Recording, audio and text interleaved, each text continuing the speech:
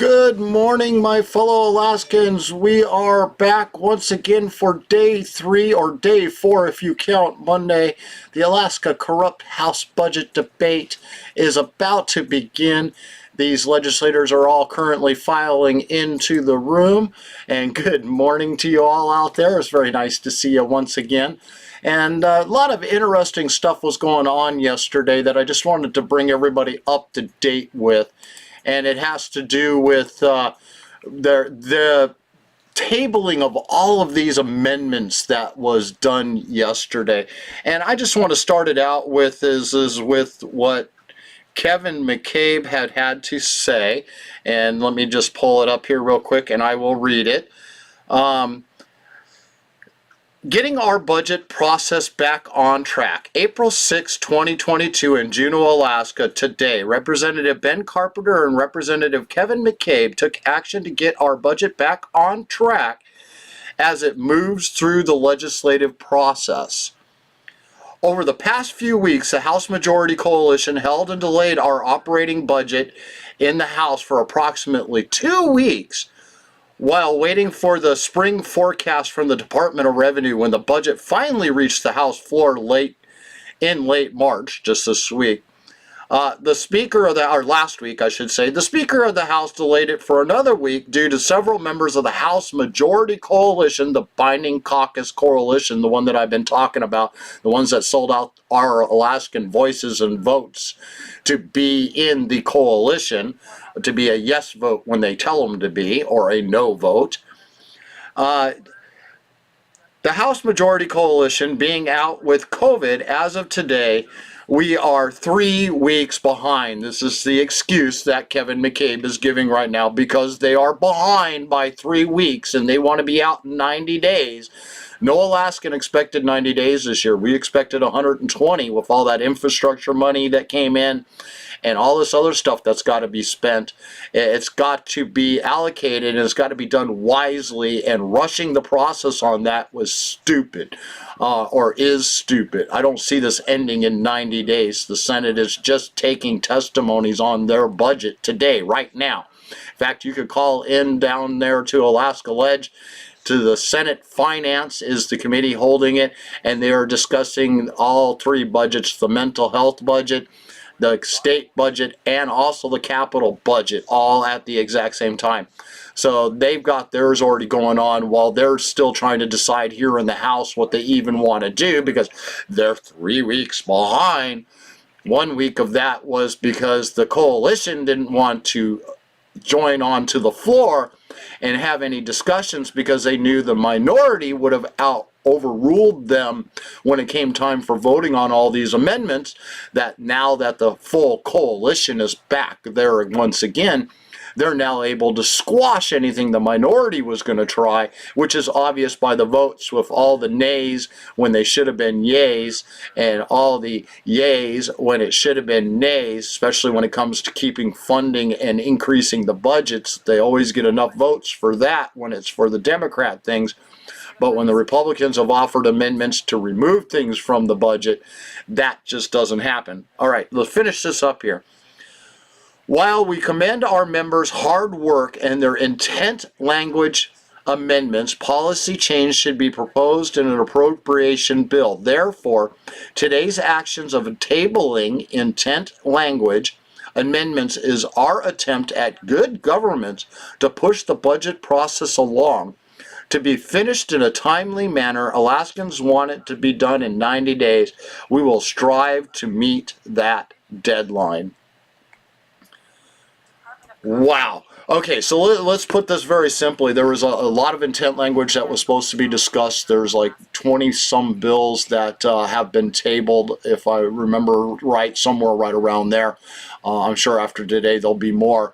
And they're being tabled because they don't want to have the discussion. I mean, we're covering topics like CRT, guns in our schools for our teachers, being able to carry on the university campus, not necessarily within the school, but actually being able to carry a gun, say, in your vehicle, or when you're walking around the outside of campus where it's dangerous. That's where majority attacks happen, is within your own housing residence, or while you're walking down the street. we go by the statistics that are out there. CRT in our K through 12 schooling. It's where does it end? They tabled all of these things. They won't tell us. They still haven't told us what was actually in those amendments and what the intent language was. Kevin McCabe's defense, Ben Carpenter's, the minority Republicans there in Juneau are all claiming that they had to do it to get along. They got to get along with them down there. We would spend the next week on these amendments arguing on the floor if we were to bring them up. That's one more week that we'll be behind. Again, I'm pointing out the fact that he's claiming that because they want to be out in 90 days. Election year, it's an election year, and all $7 billion budget. I mean, last year's budget was only $4.4 billion. 4.4 billion with a B. And by the end of the year and everything else done, it was rounded out to roughly about 4.8 billion in the end. Now, this year's budget, the one the House is proposing, is $7 billion, and this does not include the capital budget in that. That is just the operation budget, and the one the Senate is discussing right now is no different. They have $29 billion by my calculations to spend this year, and they're doing everything they can to spend, and they got a $3.5 billion surplus in tax revenue this year. If the budget was only $4.8 billion, we'll account for inflation and give them a 0.4 more for the budget above another $400 million. If we were to give them that extra $400 million, we still would have had $3.5 billion surplus in tax revenue. This is before the POMV draw would have happened of them stealing the money out of the earnings reserve account. But they spent all that $3.5 billion. And so then they say, oh, well, it's gone. We need to still do the POMV draw, and we're going to still steal that money, and we're going to spend it. And then we're going to pretend that's the money that was the tax revenue, that we may put some of that into savings, the CBR account, so that it actually goes up. Then they go and try to tell us that to save the permanent fund dividend, they got to transfer money and inflation-proof the PFD. Yet here yesterday they were arguing that they didn't need to do that. Letter 59 comes to us following the Janus United States Supreme Court case. And historically, And something sounds good here with the Eastman. to assist unions in collecting dues from our state employees. And this amendment would clarify going forward that that is no longer our desire as a state, and that in this budget we would no longer be allocating the use of our state funds, state resources, to facilitate the collection of union dues. Is there further discussion?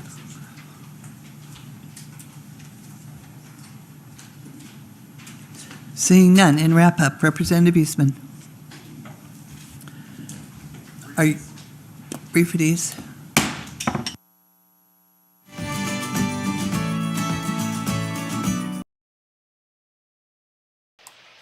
Okay, they barely even got started again, and once again they're at ease. It never fails. You just can't seem to get things going.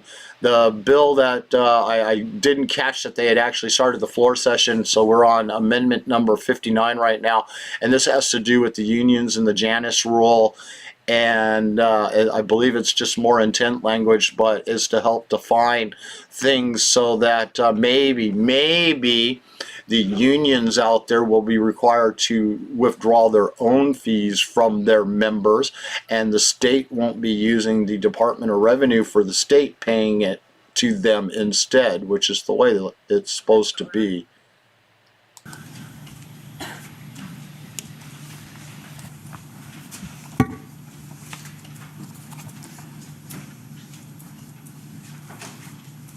Are you ready for the question? The question is, shall Amendment number 59 to Committee Substitute for House Bill 281 pass the House? Members may proceed to vote.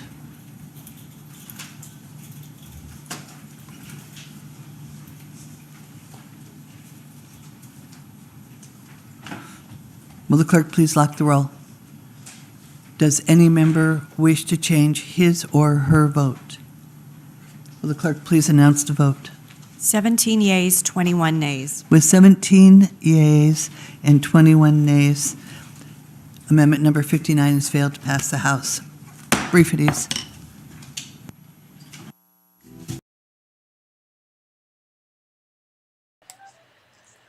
Wow, no surprise there looking at the vote that just happened. That you got to keep those unions protected. Can't do anything to keep them accountable. Will the House please come back to order? Mr. Majority Leader. Thank you, Madam Speaker. I move and ask unanimous consent that Representative Sponholz be excused from the call of the House today. Hearing no objection, the member in question has been excused. Madam Clerk. Amendment number 60 by Representative Eastman, beginning page 105, lines 18 through 20. Representative Eastman. Briefities, please. Briefities.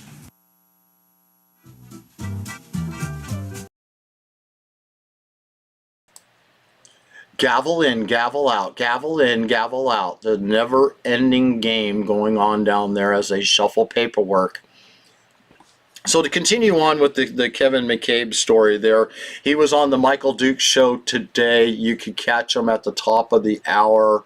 The second half of the show, he begins right at hour number after the completion of the first hour of the show. And he discusses about the letter that I started reading to you that he had sent out.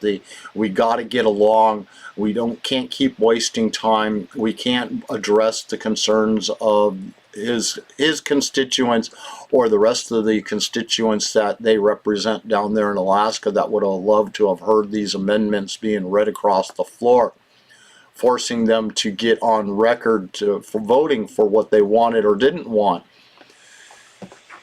Sadly, though, that he said he makes the claims that they're going to be out in 90 days, and this is a push to get it out in 90 days. Yet it's their last opportunity to do what's right by us. Representative Eastman. Thank you, Madam Speaker. After consultation, I will not be offering Amendment 60 at this time.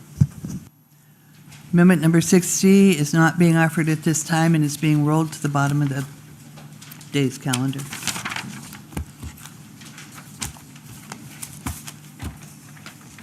Madam Clerk.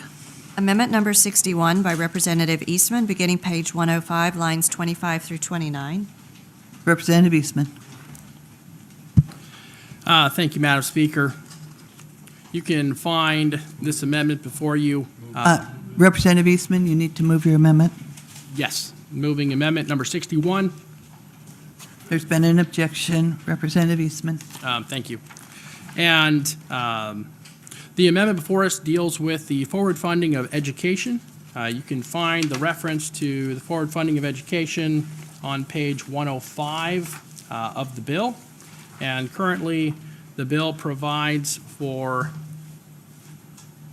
$1.2 billion appropriated from the general fund to the public education fund. I just want to recognize that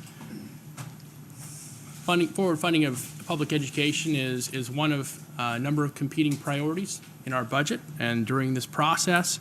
And I do not believe that it would be prudent to invest that sum of money in the future at this time, especially based on the other priorities which the last few days we have chosen not to fund. And I'm thinking first and foremost of our obligations to the people through the dividend program. Is there further discussion? Representative Ortiz. Thank you, Madam Chair. Rise in opposition to the amendment. The previous speaker, sponsor of the amendment, spoke about priorities, and education, of course, is amongst the items where, you know, it competes for our resources that the state puts forward, but it has the support, first of all, primarily from the Constitution. Our primary responsibility, as dictated by the Alaska State Constitution, is to provide for an adequate education for our students here in the state of Alaska, and that kind of puts it above the other areas where where the different things are being competed for, the different priorities are competed for. So I think it's sound wisdom, Madam Speaker, that we take care of education, we fulfill our constitutional responsibilities, and now that we have some resources that weren't previously available to us in budgeting years in the past, it seems like it's very prudent for us to remain committed to our constitutional responsibilities and show in good faith that we will forward fund education, putting some security in the minds of districts throughout the state of Alaska that funding will be there for our students. Thank you, Madam Speaker. Thank you. Representative Rasmussen.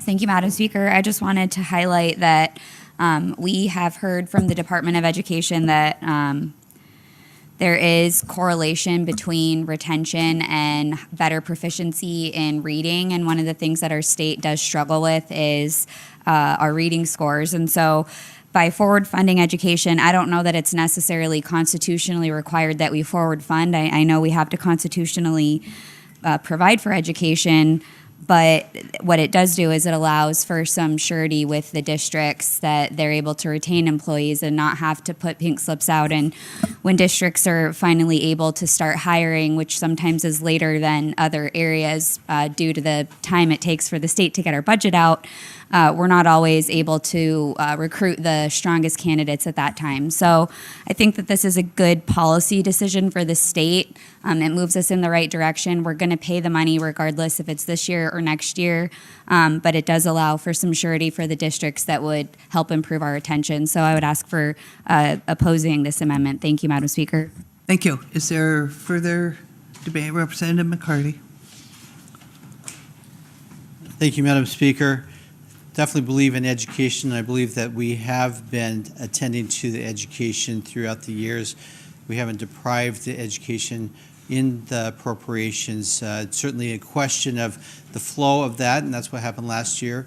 And we made a decision definitely to secure that for our education. But in the Constitution, it says there's a lot of things that we're supposed to take care of, like the CBR and paying that back. And I believe that we need to take care of those things, or DOT, or other type of things that says we need to take care of. So I don't think we need to be forward funding everything because one deems it worthy of. We need to be consistent with all, and that gets back to making sure that our savings account is paid back and the people of Alaska are paid back. So I'm for this amendment. Thank you. Thank you. Further discussion? Representative Prox. Thank you, Madam Speaker. I rise in support of this amendment for basically the same argument that was previously made by the representative from Anchorage. Education is important, but as a process, we have decided that we're not supposed to obligate future legislators, and everything has an equal priority under our process, and that should be that way until we have a constitutional convention to change it. Thank you. Representative McCabe. Thank you, Madam Speaker. Without taking too much time, because I know we're trying to push things forward, so education is very important. Our kids are important. Good teachers are important.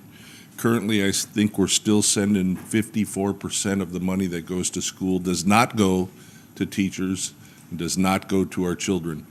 I'm wondering, all these things we're doing for the school districts and the NEA and everybody else to forward fund, to retain teachers, to do everything that we've done, when are they going to tell us that our students are not going to be 49th in the nation? When are they going to tell us their thoughts on how to bring our students up? I know this kind of skirts talking about the bill. I understand that, but at some point, we need our teachers and our administrators to come back to us and tell us how exactly forward funding is going to bring our students out of the pit that has been dug for them in the last 20 years. Thank you, Madam Speaker. Thank you. Representative Tarr. Thank you, Madam Speaker. I just want to speak in opposition of this amendment and share a story from this fall when I was visiting with one of our principals, and they were sharing what happens when they have to provide the pink slips. And I just want to remind folks that because when oil prices dropped in the fall of 2014 was when we started to see the significant disruption with our budget cycles and things being delayed. And every year since then, our teachers have been pink slipped. They've had to have pink slips because we've provided funding so late. So I think in opposing this amendment, it's a thank you for hanging in there through all these years where we have provided the late funding, and especially a thank you for all the hard work that happened during the pandemic. I'm sure, because I saw the photos all over social media, across the state, across all of our districts, teachers did a 180 to provide the online school. They went out of their way to make sure that students had meals. They provided mental health support for students and their families. They were among the people that worked the hardest through the pandemic. And I think if there's one thing we can do in terms of providing some certainty to just give them that bit of breathing room, this is just a status quo. This doesn't include any increases in funding. This is just a status quo, but it just gives them an opportunity to plan ahead. And like the member from Sand Lake said, we know that reading scores can be improved, right, through having those proficient teachers. And we know that it takes a bit of time for those teachers to become proficient and be the really skilled educators that provide that good education for our students.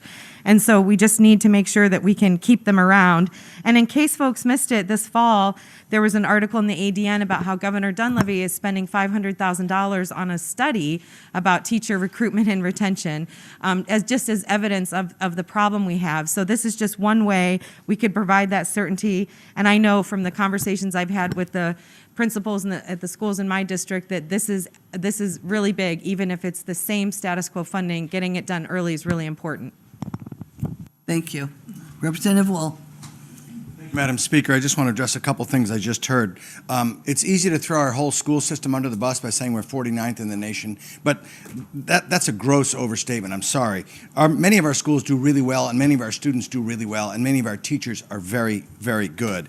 So these assessments that we've done over the years, they're incomplete. They've stopped doing nationwide comparisons, and I won't go into the details of testing, but it's certainly not a perfect science. Secondly, to echo what my colleague up front just said, pink slips, pink slips, pink slips. Their budget for the school district has to be in by around May 1. Our budget down here is mid-May, late May, June, July, August, depends on the year. They never know what they're going to get, so they have to send out pink slips. So good teachers that have been in the system for a long time end up getting pink slips and say, hey, you might get fired, but hopefully the state will give us enough money. What forward funding does is guarantees this money in advance. So when they're doing their budget, they know what they're going to get. No pink slips go out. That's how we keep good teachers. That's how we keep our schools consistent. That's why I'm against this amendment.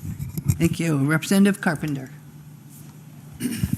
Thank you, Madam Speaker. I am going to speak in support of defeating this amendment. I think that we have wanted to have a conversation in this body about reforming education for a number of years. And I think every single year that I've been here, the conversation devolves to a funding question. I believe that with whatever excess funds that we have available to us for this next fiscal year, appropriating some of those to forward fund education and remove the conversation for the next legislature of fighting over the funding of that next year's budget in order to free up space to talk about needed reforms that empower our parents and empower our teachers to teach our kids. There are things that need to be done in this state to address the inadequacies of education. We have teachers that are succeeding, we have schools that are succeeding, and we need to duplicate the positive results in the areas where we are struggling. And we are failing to do that year after year because we squabble over money. Forward funding of education this year with some excess lies within the priorities in my mind of paying our debts and solving our problems. Forward funding of education makes it easier for us to have a conversation about education reform next year. Thank you, Madam Speaker. Thank you. Representative Gillum. Thank you, Madam Speaker. For as long as I can remember, the keeps coming up with pink slips. So I know that there is legislation out there that's not moving that would stop the fight over pink slips. What it would do is it would revert back to the previous year. Since the state's not getting their budget done quick enough, the school's funding would revert back to the previous year. Teachers would not get pink slips. If this legislation would go through, it will stop this argument about pink slips. Thanks. Thank you. Further debate. Representative Vance. Thank you, Madam Speaker. This is a challenging amendment on many levels. I think most of us want to provide the assurity to the education community to not have to deal with the pink slips. We want to provide that. I would love to be able to provide that security for the entire budget so that every department had this assurity, but we're not there yet because we don't have a fiscal plan. But I have told the education community that I do believe in forward funding of education because of the gap that we have within our budget. I'm going to keep my word, and I'm going to vote for this amendment. But I also want to put a challenge out there to the education community. We have not closed our eyes to the millions of dollars of COVID funding that you still have available. We have not closed our eyes to the money that you have stocked away in savings. We have not closed our eyes to the fact that you have the ability, and you are in fact receiving a large chunk of revenue from the boroughs that collect taxes that provides an opportunity. Alaska, the state of Alaska is not the only place that you have revenue to pay for education. We're not closing our eyes to that. And in fact, by forward funding this amount for next year, we are calling to account the accountability that says you cannot come to us demanding that that the reason that you're struggling is because of funding. We have to talk about the accountability of educational outcomes. It's way past time that our children become the priority and the results of their quality education become the first thing that you talk to us about, not the afterthought. I had a challenging discussion with NEA when they came to my office when they were unaware of the Read by 9 bill because the first thing on their mind was asking for more money. If our children are truly first, then let's make them first when you come and talk to us as legislators, because it's far time that our children are at least able to read by 9. Thank you. Representative Rusher. Thank you, Madam Speaker. I appreciate it. I did notice during the discussion there's some concern about timing. Our timing, their timing. We're talking about school versus our budget timing. But I also remember sitting here and getting out of here in less than 90 days. So it can be done. We've been able to do that. We proved we can do that, and we proved we will be able to do that if we have to. So it's not really planning to get out of here in mid-May. We should be planning. Representative Rusher, are you speaking to the amendment? Yeah. Okay. So, it's not planning to get out of here in mid-May is the reason that we can't forward fund or that we can forward fund. We can easily get out of here whenever we choose to early. So the need for forward funding is not a time element. So for me, it's going to be a tough one to say yes to this one. I mean, no to this one. Thank you. Thank you. Sorry. Representative Crunk. Thank you, Madam Speaker. I have supported forward funding in the past. As a teacher, a former teacher, and a school board member, I've had some serious conversations this year with superintendents and unions and stuff, and my question to all of them is, when are we going to sit down and have the big question? When are we going to work through this? If this allows us to have that conversation, like my colleague from District 29 said, I'm willing to support it, but if I'm going to support this, I'm ready for those conversations. So if this is the avenue for those conversations, then I am going to support that. So thank you. Thank you. Further discussion. I forgot to mention at the beginning that we are still on the 3-minute limit for the amendment and 2 minutes for debate and for wrap-up. And I appreciate everybody thus far adhering to those limits. In wrap-up, Representative Eastman. Thank you. So Section 49 of the bill, which is what Amendment 61 addresses, it could be described as the sweep it under the rug section of the bill.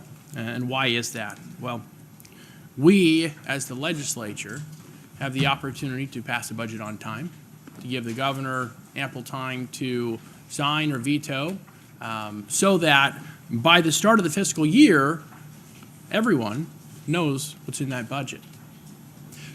What happened last year was we failed to do that. And then we came into a question of effective dates. Because we were not passing the budget quickly enough, then we had to have an effective date to make it effective faster than the normal statute would require. And so, since we are failing to pass the budget in a timely manner, now we are going to anticipate that we might do that again. In fact, this year we're doing that again, because last Friday was the last date, 90 days before the next fiscal year. And so having failed that, now we're going to forward fund it, which will make it easier to fail in that process again next year. And that's on us as the legislature. That's not on schools or teachers. It was mentioned a moment ago, we stopped doing nationwide comparisons. And one of the reasons we stopped doing them is because we compared so poorly against 49 other states. It's been suggested that if we just forward fund the education, then we can fix education. I would ask the member who made that comment, do we have any evidence that that's in fact the case? This is not the first year we're forward funding education. The last time that we forward funded education, did that create the opportunity for us to have this hard conversation and fix education? No, it didn't. Nothing's been fixed. We gave the money. There was no accountability. Now we're back again. Someone's asking for money again. If we pay this money now, there will be requests for other money. This isn't it. This isn't everyone will be happy if we pay this money. This is simply acknowledging the fact that the process is broken. And if we don't pass this amendment, we will continue to sweep it under the rug. Thank you. Are you ready for the question? Representative Rauscher? I need to rise to a conflict of interest. My wife is a teacher, public school system, and so I ask to be excused from the vote. There's been an objection. Representative Rauscher, you will be required to vote. Are you ready for the question? Question is, shall amendment number 61 to committee substitute for House Bill 281 pass the House? Members may proceed to vote.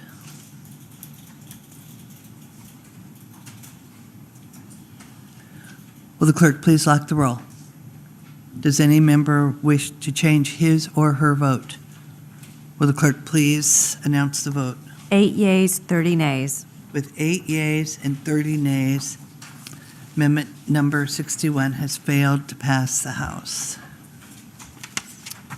Madam Clerk. Amendment number 62 by Representative Eastman, beginning page 18, following line 18. Representative Eastman. Thank you, Madam Speaker. I move Amendment 62. Representative McCabe.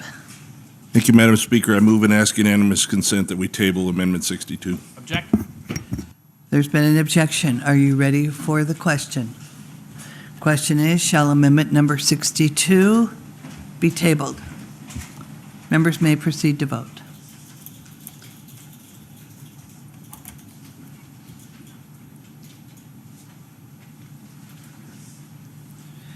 Will the clerk please lock the roll? Does any member wish to change his or her vote? Will the clerk please announce the vote? 34 yeas, 4 nays. With 34 yeas and 4 nays, amendment number 62 has been tabled.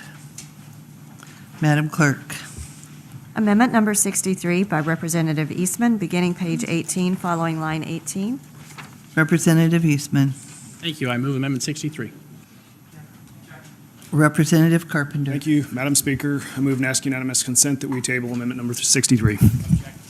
There's been an objection. Are you ready for the question? The question is, shall amendment number 63 be tabled? Members may proceed to vote. Will the clerk please lock the roll? Does any member wish to change his or her vote? Will the clerk please announce the vote? 34 yeas, 4 nays. With 34 yeas and 4 nays, amendment number 63 has been tabled. Madam Clerk. Amendment number 64 by Representative Eastman, beginning page 4, line 18. Representative Eastman. Thank you. I move Amendment 64. There's been an objection. Representative Eastman. Thank you. The amendment before you is one of the ones that was unfortunately not able to pass in the Finance Committee, but it did have some support, and so I'm bringing it here today in hopes that it will have more support on the floor. This deals with small business grants. It is in the amount of $250,000. It is a reduction to the budget. You know, it's unfortunate that we don't have infinite resources as a state. And so the idea that we could, through these grants, create, winners in awarding these grants to small businesses is of course positive until you consider that when we create winners, we're also creating losers. And this budget that we're trying to put together should not be the kind of budget that creates winners and losers in our private sector. It should not be the kind of budget that that anticipates that our resources are infinite, because they're not. So I ask support for this amendment, which would reduce these small business grants in the amount of $250,000. Representative Hopkins. Thank you, Madam Speaker. Rise in opposition to this amendment. This is an opportunity for us to support our small business community here in Alaska in ways that we never have before. This small $250,000 creates Alaska's matching funds for the Small Business Innovation Research Program and the the STTR, the Small Business Technology Transfer system as well. These are federal programs bringing in that offers $3.2 billion every year around the nation that 5,000 businesses take from 12 different departments. These departments include the Department of Defense, Department of Energy, Department of Agriculture, the EPA, the US DOT, the SBA, the Department of Commerce, Department of Homeland Security, Department of Health and Human Services, NASA, National Science Foundation, and the Department of Education. This $250,000 is the small portion that Alaska would offer these small businesses who reach out to answer questions and problems that these federal departments are putting out there, asking for small business proposals. Currently, Alaska is dead last in the nation. We're 51st in states that receive these federal grants that come into Alaska.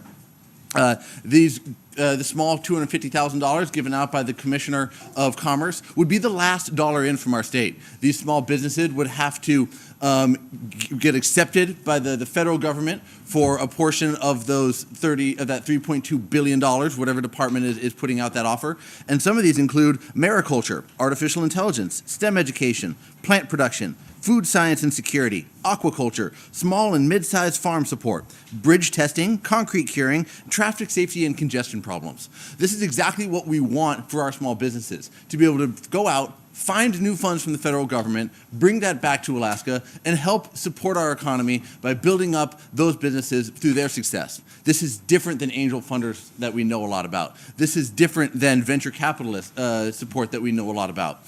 This is separate and new dollars that will never be brought back, and what we will bring back from this federal government will dwarf any amount that we are able to put forward here today. So thank you, Madam Speaker. This is very important for our small businesses, and I urge you to vote no on the amendment. Representative Nelson. Thank you, Madam Speaker. I rise today against this amendment. I think that we need to support small businesses. I know, just speaking directly from businesses in my district that have struggled through COVID are now coming back on the other side, or people that have now created a hobby and trying to turn it into a business from what they learned during COVID. You know, this is an opportunity for small businesses to have a great return on investment for the state of Alaska. So I urge everyone to say no. Thank you, Madam Speaker. Thank you. Representative Carpenter.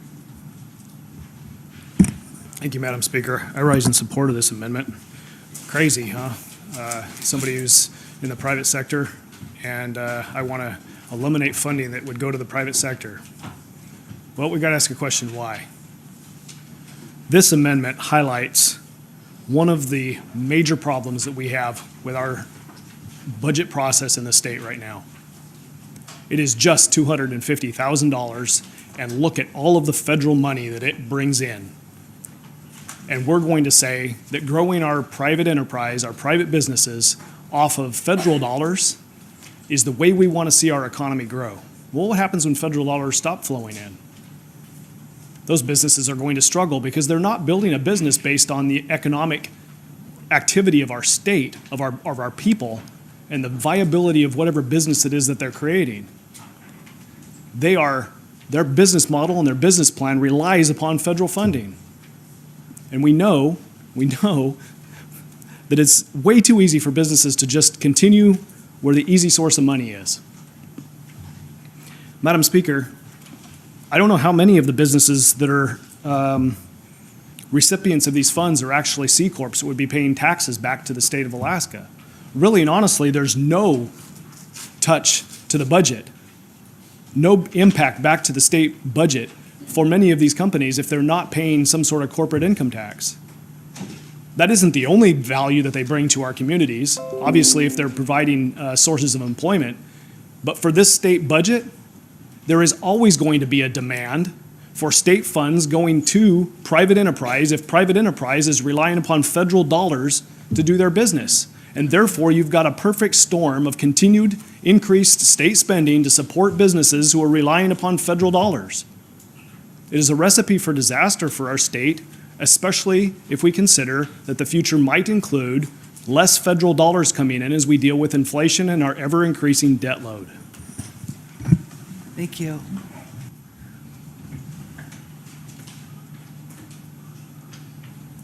Representative Prox. Thank you, Madam Speaker. I certainly appreciate the arguments that are made in favor of this amendment.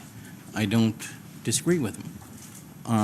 And I'm going to make an exception to my own rule. I'm going to speak in opposition to this amendment. We happen to live in an imperfect world, and these types of assistance provide considerably more benefit to Alaskans and to Alaskans' economy than other ways that we blow money. So we live in an imperfect world. This is one of the least worst ways to spend money. Thank you. Representative McCabe. Thank you, Madam Speaker. Hawaii does this. Their SBIR awards have tripled from 2016 to 2020. In 2020, they gave out $36 million in SBIR awards. They claim that they have returned on investment 4 times that into their economy. What's good for small businesses is good for Alaska. We all know that small businesses provide about 90+% of all the income into Alaska. That's what we do, small businesses, from the hairdresser to the parts house to any number of things. This doesn't really continually provide federal dollars the way I understand it. This is just startup costs. This is like going to your Uncle Sam and asking him to help with startup costs. It's federal matching funds. It's a grant. There's many, many grants. I'm not sure how a grant creates a winner or a loser. It's not like we're giving a trophy to everybody. It's like we're taking all the trophies away.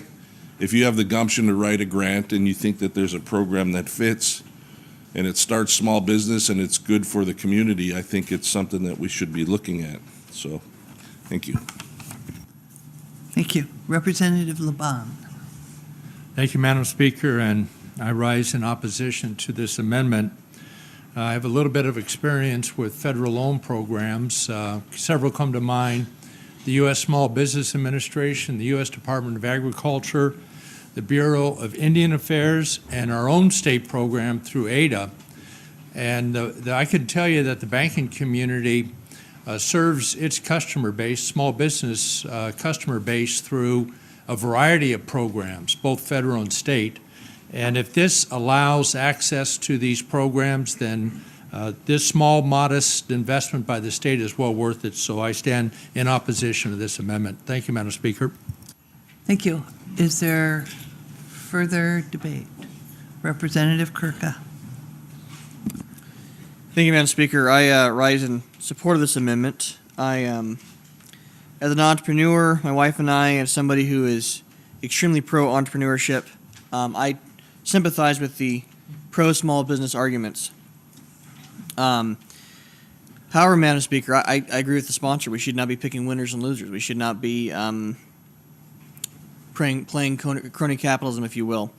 I recently took a trip to Ketchikan, and there somebody came up to me who was a banker and was complaining about ADA and complaining about the ability with the banks to compete because the state was in the business of being in business. And that's not what the state should be doing. The state should not be propping up some businesses over others. We should have the free market in Alaska.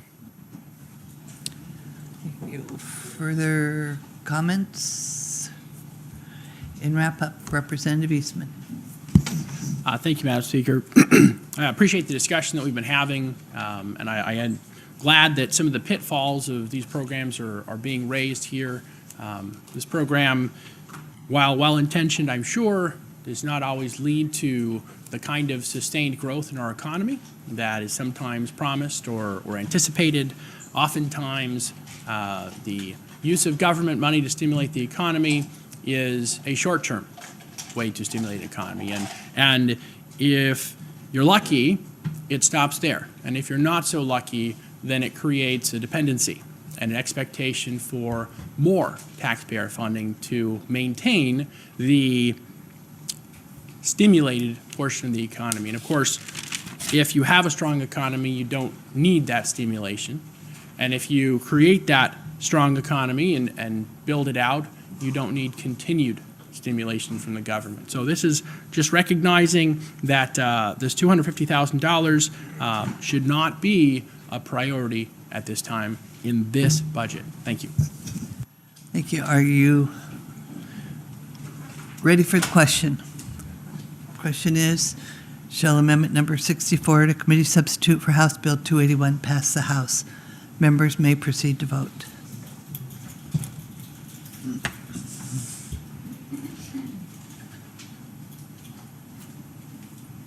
Will the clerk please lock the roll? Does any member wish to change his or her vote? Will the clerk please announce the vote? 5 yeas, 33 nays. With 5 yeas and 33 nays, amendment number 64 has failed to pass the House.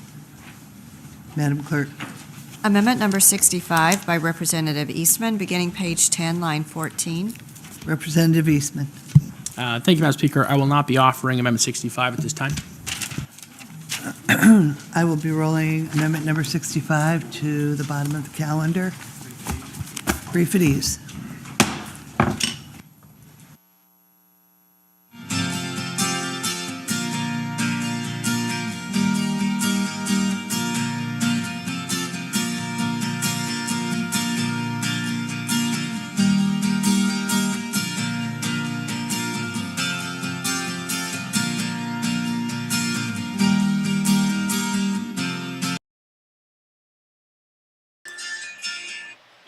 Wow, unbelievable. I can't believe amendment number 61 to reverse the forward funding, an additional $1.2 billion. I've been posting it on my feeds every single day that they were going to use that money for education. Sure enough, they did. Please come back to order. Madam Clerk.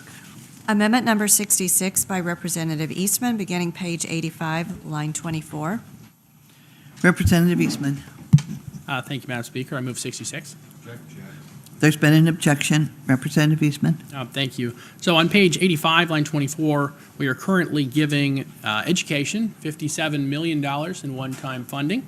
And as was just discussed in a previous amendment, we are in this budget forward funding education a little bit north of $1.2 billion. Now, the $57 million, is my understanding, comes to us somewhat attached to another request for additional funding from education, dealing with whether or not we will change the statute to adjust the base student allocation higher. And so while we've already forward funded education through the bill, we are saying there's a request to also increase the base student allocation, the BSA, And if that increase doesn't go through, then there's a request to make sure that we have some more funding. So what the amendment does is it acknowledges that there's $57 million in one-time education funding, and it reduces that amount from $57 million to the low amount of only $50 million. Again, and this is already separate from the base student allocation, whether that goes through or not, and the forward funding, which has already gone through. Thank you. Is there further discussion? Representative Story. Thank you, Madam Speaker. I see this as a really important addition to our budget. Our Constitution requires us to establish and maintain our education system. We have been fully funding our education system, but it's been flat funding. And as we all know, we've been hearing a lot about inflation costs going up, 8% since we last increased the base student allocation in 2017. Heard from districts all across the state the impact. Some of our smaller districts, Sitka, they are facing a deficit of $1.9 million. They have no librarian. Aleutians East, their fuel costs are up 34%. Juneau School District, 55% increase in, 55% increase in property liability insurance. Since then, districts are really hurting, and it's downward pressure on what we can offer our children. We're hearing from parents, second grader, parent of a 7-year-old, my child's in a class of 30. We've just first experience in school with COVID, and they should be getting more help, not less help. So there is really a need for these dollars to go into education. I put out a couple of pieces of information critical to this body, looking at the cost. ICER did a study. When you adjust for the cost of living in Alaska and in Anchorage and then to the rural areas, we are actually just funding education under the average. Our raw number is high, but when you adjust for the cost of living here, we are funding under average of all the other 50 states. Education's expensive. It is so worth it. Our children are worth it. Also, when we talk about how we're doing, and I agree with the member from Fairbanks that there are so many successes in our school. And from his district, there is another article on your paper saying, a study done in Stanford. Anyway, I draw your attention to it, but our growth rates on our NAEPs are very impressive. So anyway, I speak totally against this amendment. Thank you. Thank you. Representative McCabe. Thank you, Madam Speaker. When are we going to talk about the kids? We talk about cost of living, we talk about infrastructure, we talk about fuel, we talk about increasing the base student allocation, but we forget that we're talking about students. I had teachers in my office the other day. We didn't talk about kids at all. We talked about them. It's a shame that we are going down this willy-nilly road and just throwing good money after bad when we refuse to solve the underlying problem. Thank you, Madam Speaker. Thank you. Representative Wool. Thank you, Madam Speaker. I oppose this amendment. The $57 million in the budget is, as the member from District 10 says, contingency language if the BSA increase bill does not pass. And the price tag on the BSA increase bill for the first year is $57 million. It is actually deficient of what the BSA should be if you go back to the last time it was increased and look at inflation. And I know people, the previous speaker said throwing good money after bad. I don't really understand that, because I think I think giving the appropriate amount of money to the schools is much in need. My school district in Fairbanks right now has a $19 million deficit. The CFO from the district testified to finance. We're at deficit of $19 million. If this $57 million were to pass, Fairbanks would get about a tenth of that, about $5.7 million. So we'd still be in deep deficit. There are pink slips going out, but these are not to people coming back in September. These are permanent job cuts. Librarians, music programs, after-school activities, and yes, admin is getting cut too. But the point is here, the schools have been underfunded for quite a long time, and people are feeling the repercussions. When the military wants to increase populations at our bases and bring in new weapon systems like the F-35s, they look at the schools. How are the schools in these communities? That is a big part of what makes their decisions. So, and when businesses come to Alaska, one of the metrics they look at is schools. And we could do no harm by improving our schools and doing our schools and teachers right, and they're underfunded, and this amendment is going in the wrong direction. Thank you. Representative Laban. Thank you, Madam Speaker. And we've heard from members of the body the phrase all about the kids. We've heard it last several days, and we heard it again today. And I would just like to remind all the members that we all have school districts in our districts. And I would also like to point out that our accountability at the local level is really where education starts. I would encourage all members to have open dialogue with school district administrators, your superintendents. Have a dialogue with the school board members. Understand how they set their curriculum. Be actively engaged in the process. Understand, too, that families are involved. Reach out to parent groups, wherever you may find them in your districts. To expect the state to be the guiding force or the guiding light on school accountability, that's great if it could happen, but I wouldn't wait for it to happen. Engage in your school districts. Meet with the leadership in your school districts and get involved. And it all starts with the curriculum. Understand how your Representative district Laban, I sets think the you're curriculum. veering pretty far off from the But amendment. still, thank you, Madam Speaker. Thank you. Is there Representative Fields? Thanks, Madam Speaker. Appreciate the admonition from the member from District 1 and just speaking to hearing what our Anchorage leaders have told us. There is a budget gap next year of tens of millions of dollars. If we adopt this amendment, that will make the budget gap worse and force either school closures or massive class sizes far larger than we've ever seen. So I think the member's words from District 1 are well taken, and having this inflation adjustment is really important to prevent exacerbating a fiscal cliff in the Anchorage School District. Thank you. Representative Carpenter. Thank you, Madam Speaker. I think our forecasted revenue is for $800 million of excess revenue next year. I don't think there's going to be a budget crisis. We'll have plenty of money next year. The decision of the legislature to appropriate above the BSA is central to the conversation that the representative from Fairbanks was just trying to have. Continually, we have local folks asking the state for more spending of money, and we have state representatives who are saying, stop asking for more money without addressing education outcomes. It is a central conversation.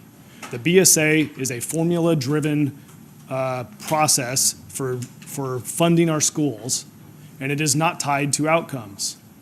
Neither is one-time funding like this or the bill that might pass.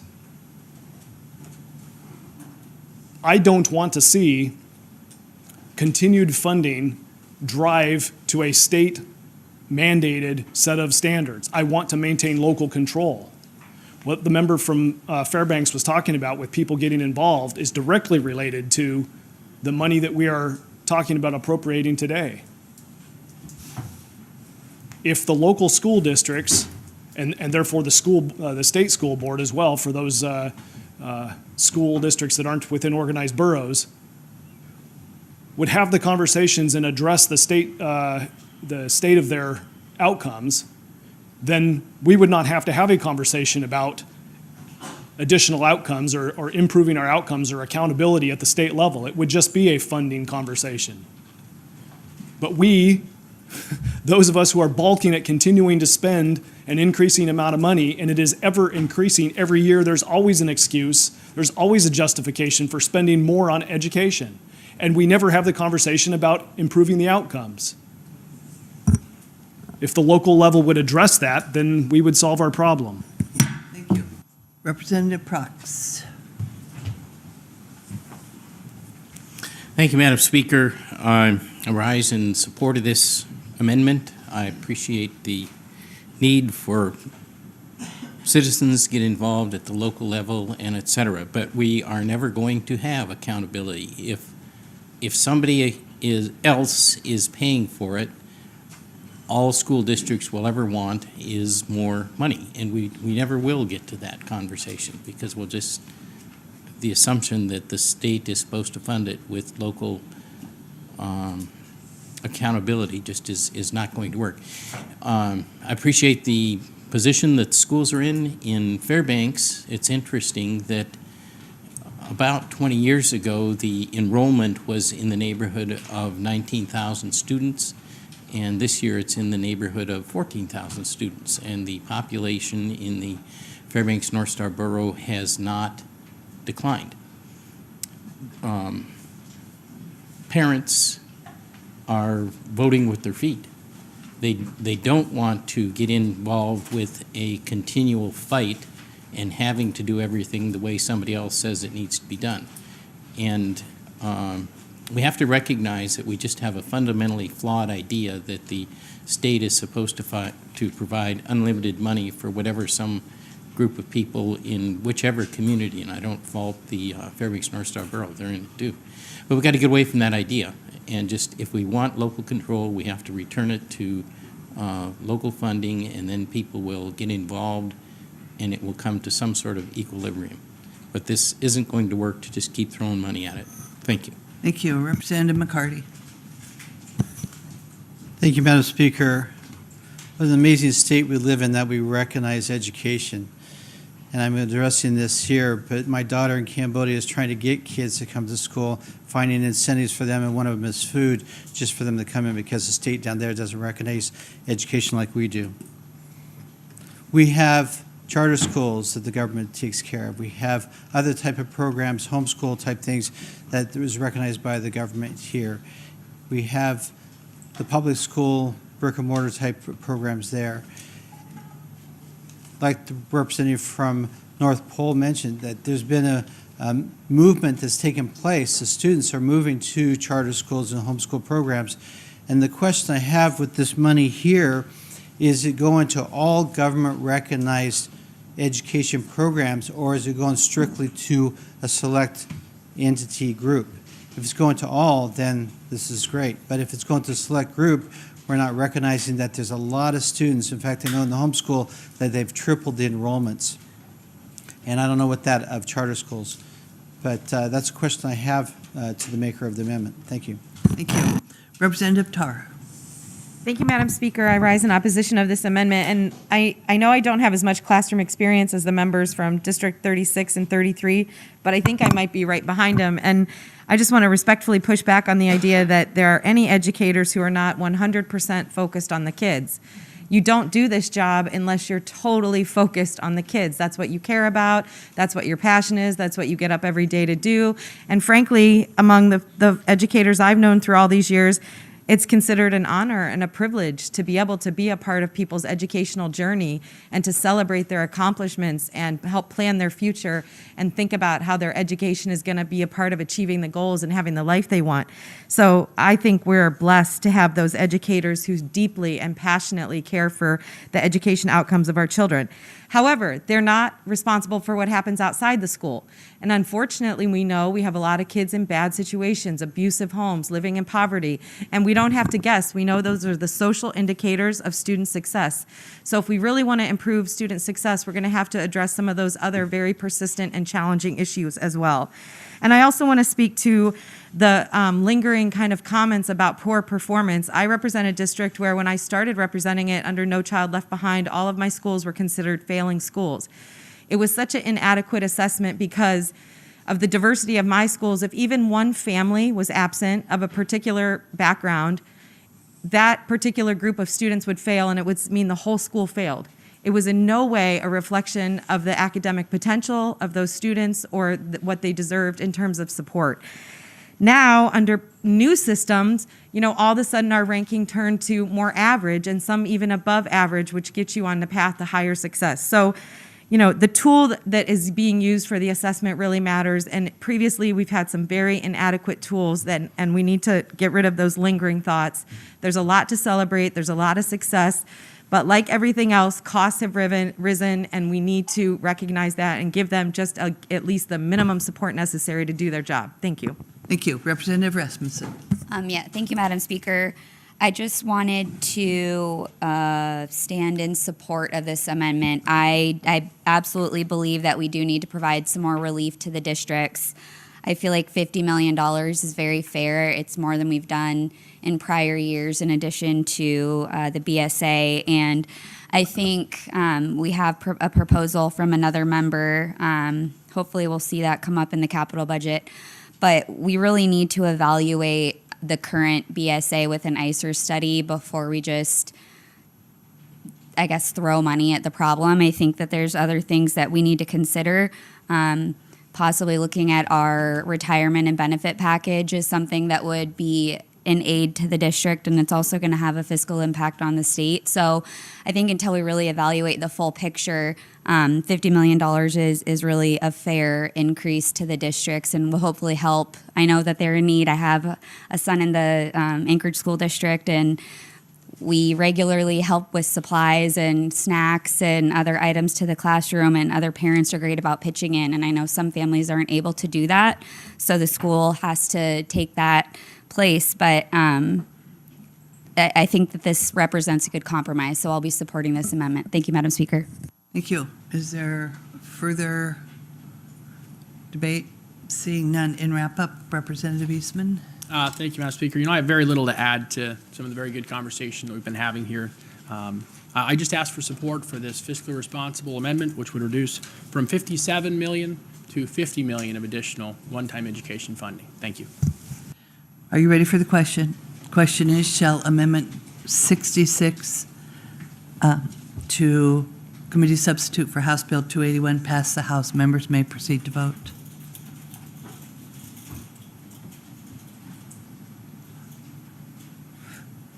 Will the clerk please lock the roll? Does any member wish to change his or her vote?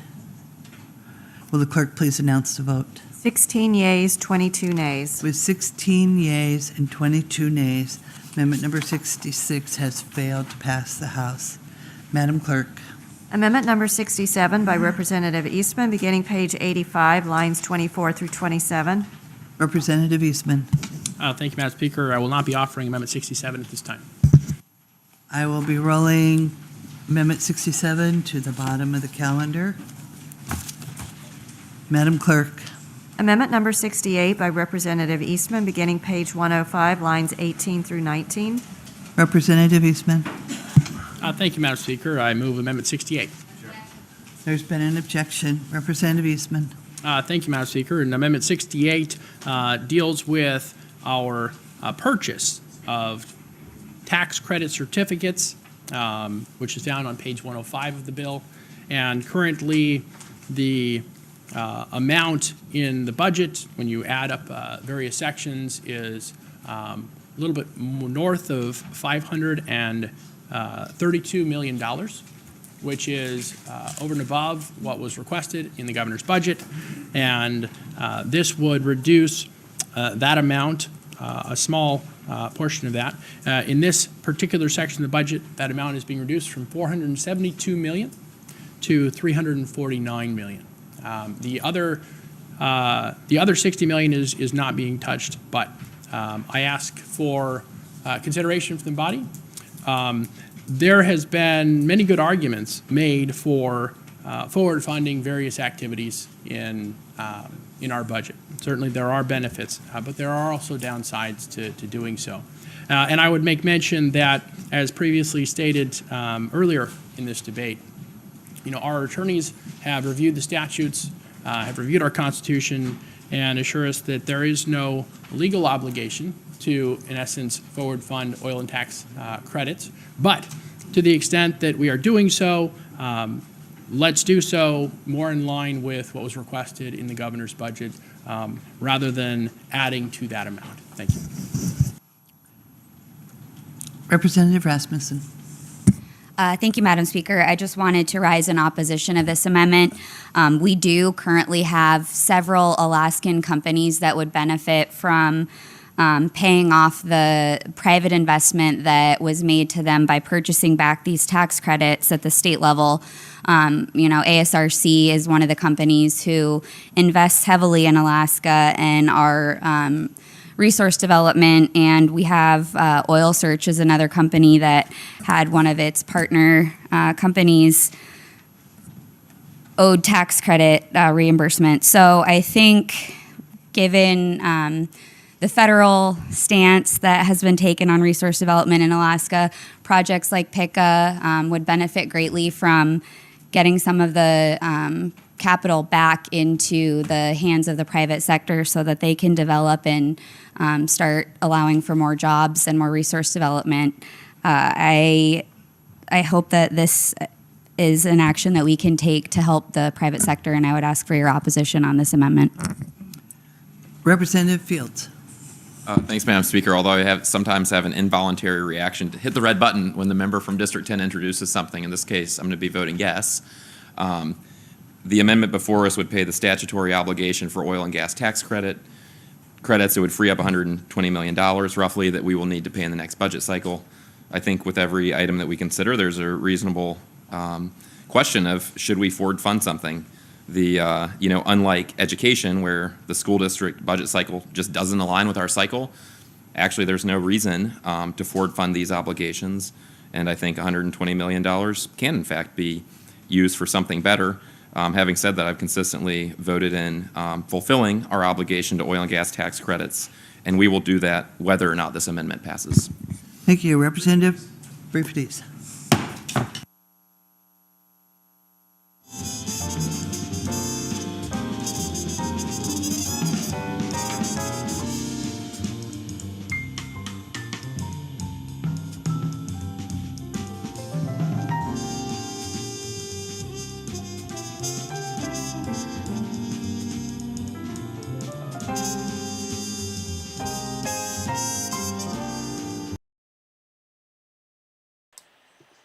They sure do slap these at eases in at the weirdest of times. I tell you, it's hard to do your normal work and keep up with this so that I could be over here.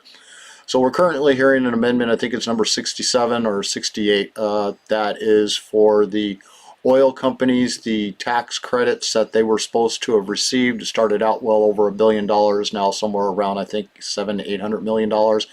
And I believe they're trying to reduce that amount down is what this is for. Is what the bill is for. And I find it ironic that they have no problem giving hundreds of millions over to the oil companies right now, but still deny the billions that they owe Alaskans in past stolen PFDs and the current stolen PFD that they have within this bill, which is only $1,200. It's really disgusting watching what they try to get away with. Oh, they're back. Brief it is.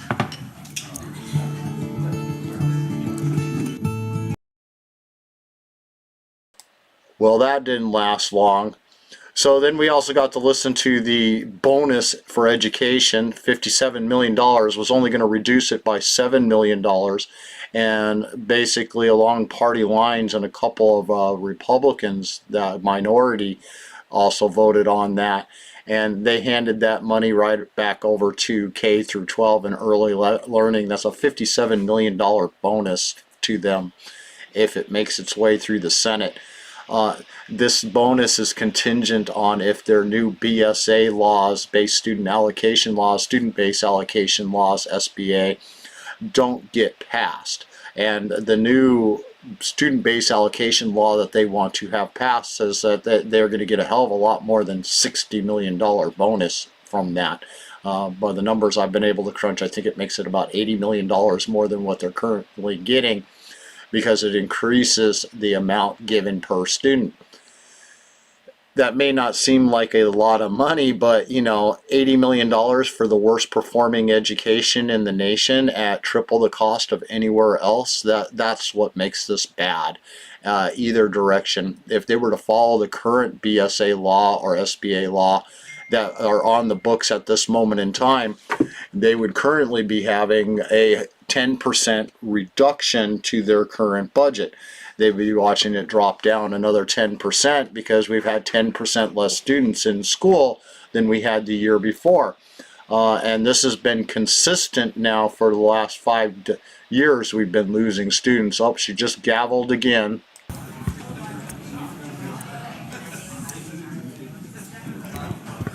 Will the House please come to order? Brief it is.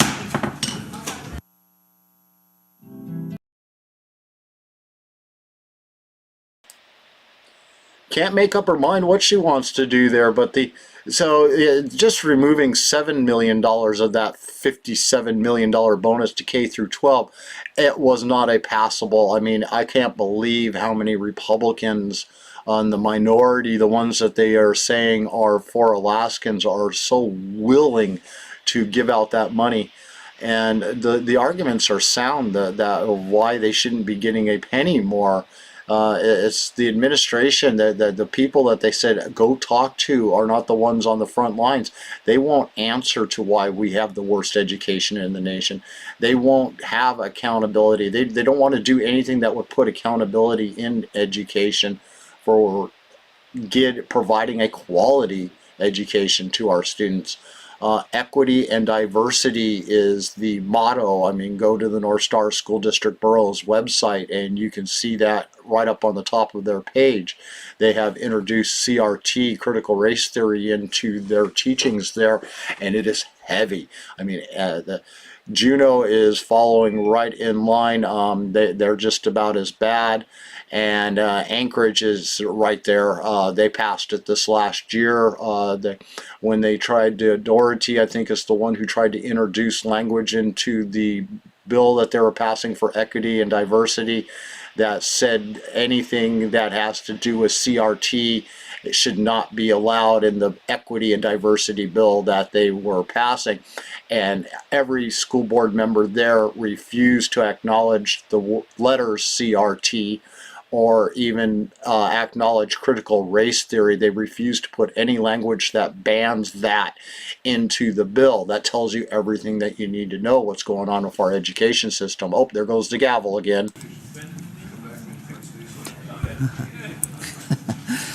Will the House please come back to order? We are on amendment number 68, and Representative Carpenter. Thank you, Madam Speaker. I rise in opposition to this particular amendment. This amendment is actually really easy for me. It speaks to the fundamental priority of what we do when we have excess funds. I believe that priority should be to pay our debts, and in this case, paying the debt that we owe with the oil and gas tax credits in the manner that we are in this budget frees up $123 million next year. So it is a good use of some of the excess funds that we are receiving from high oil royalties and oil taxes this year. I think that that's really important. We have a tendency to want to spend all of our excess on programs and things that our constituents want us to spend things on. And I think that it really is a priority that we ask ourselves, what is it that we're supposed to do when we have excess funds? And I think paying our debts and putting some in savings are two of the key things that we should be doing, the responsible things that we should be doing. We aren't putting anything in savings, unfortunately. We're not directing anything into savings. I think if there's anything excess left over, then we might put it into savings, but we'll see whether that survives all of our budget requests this year. This speaks volumes to our energy sector, that we are going to stand and back our word, that when we say we're going to pay some oil tax credits, that we're going to do so. And in the past years, we have failed to do so. This eliminates the oil and gas tax credits as a thing that we have to do into the future. It completely eliminates it.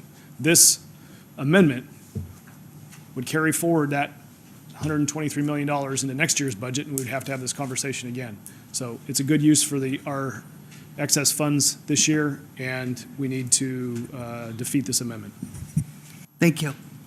Representative McKay. Thank you, Madam Speaker. I also oppose this amendment, and I support the remarks of my colleague from Nikiski. Madam Speaker, you've heard me address this subject already, so I won't repeat all those comments. But, you know, what I think there's a forgotten group that we talk about teachers, we talk about education, we talk about government in here a lot, and the private sector seems to be overlooked. The private sector in Alaska has been staggered by low oil prices and the pandemic. Many of us in the private sector were laid off. I went without private sector paycheck for 18 months. And as far as I know, nobody in the public sector missed a paycheck at all. So I would like to see us help our industry. I understand the comments about we're not legally obliged to pay these credits. I understand that we shouldn't forward fund. I understand that concept. I voted against forward funding of education. But I think in this case, it's a special case. Like my colleague said, we have high oil prices. Let's kickstart our private sector. Let's get folks back to work. We had so many small businesses that got destroyed because of government policies during the pandemic. Restaurants were closed, small businesses were crushed. Let's get our private sector back to work as quickly as possible, Madam Speaker, and this is a good way we can help do that. So I understand both sides of the argument, but I'd certainly like to see us help our private sector get back on its feet, get people back to work quickly, get rigs working, get more production, because as we all know, production solves a lot of our problems. Thank you, Madam Speaker. Thank you. Representative Wolf.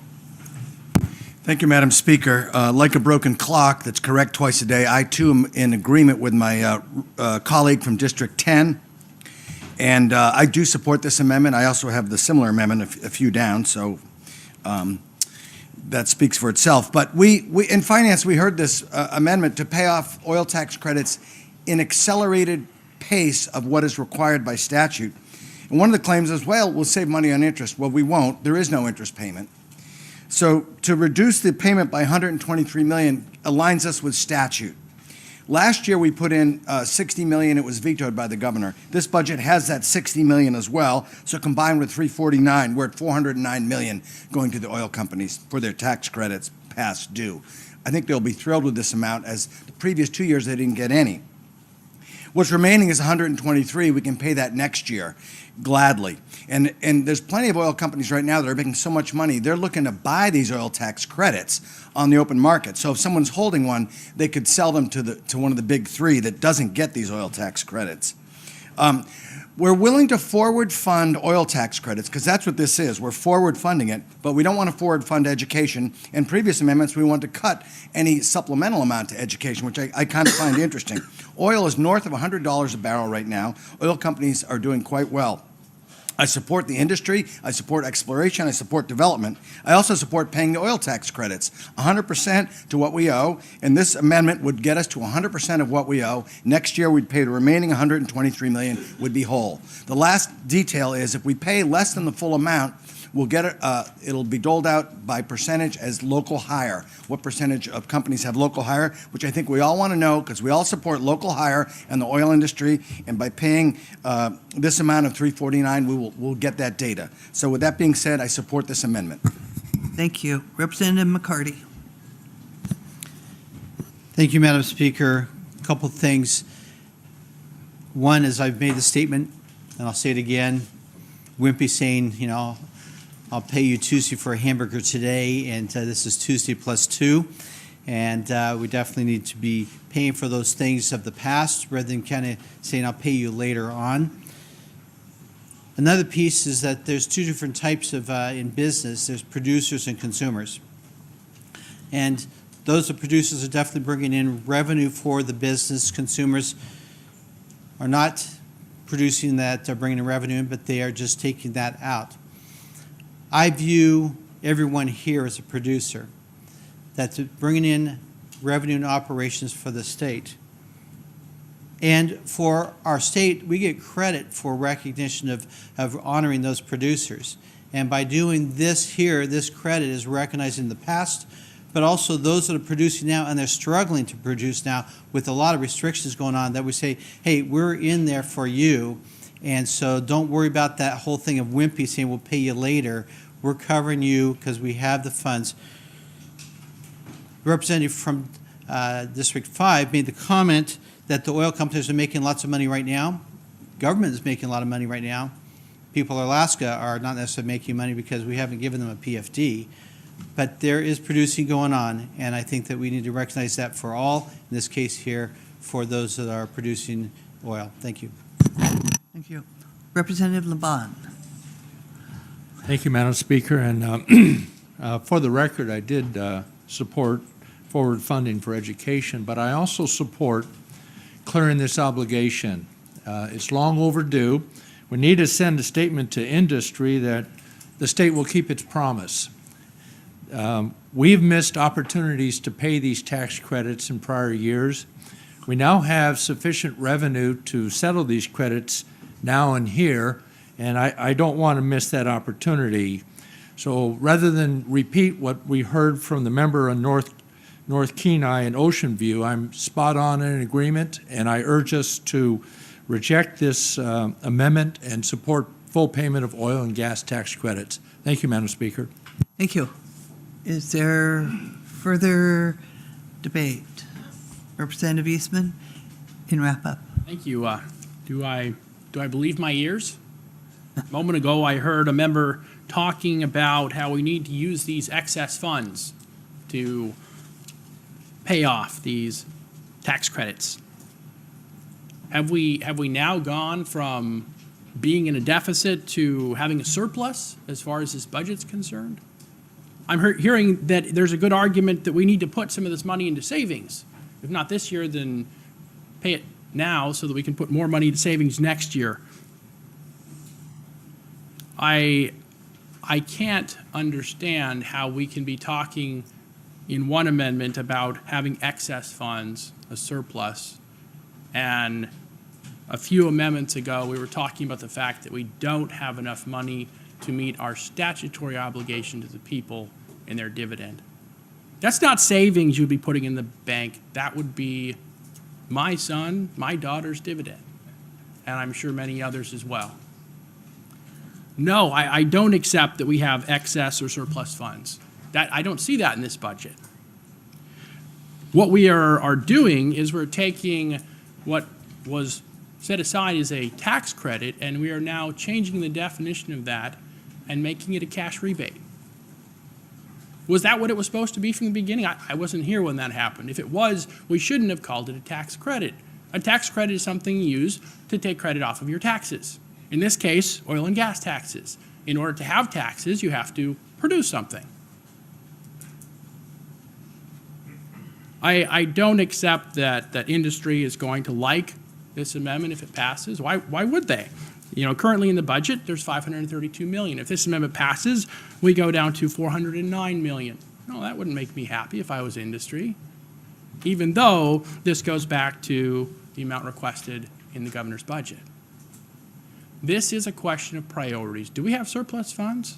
If so, we should be having an entirely different conversation. Thank you.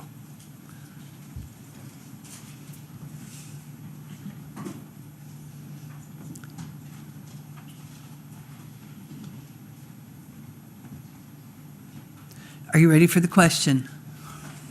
The question is, shall amendment number 68 to committee substitute for House Bill 281 pass the House? Members may proceed to vote.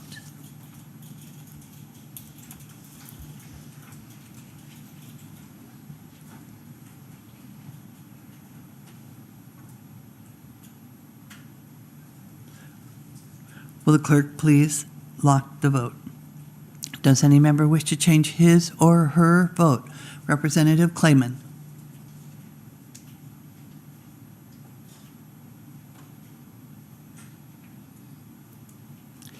Does any other member wish to change their vote?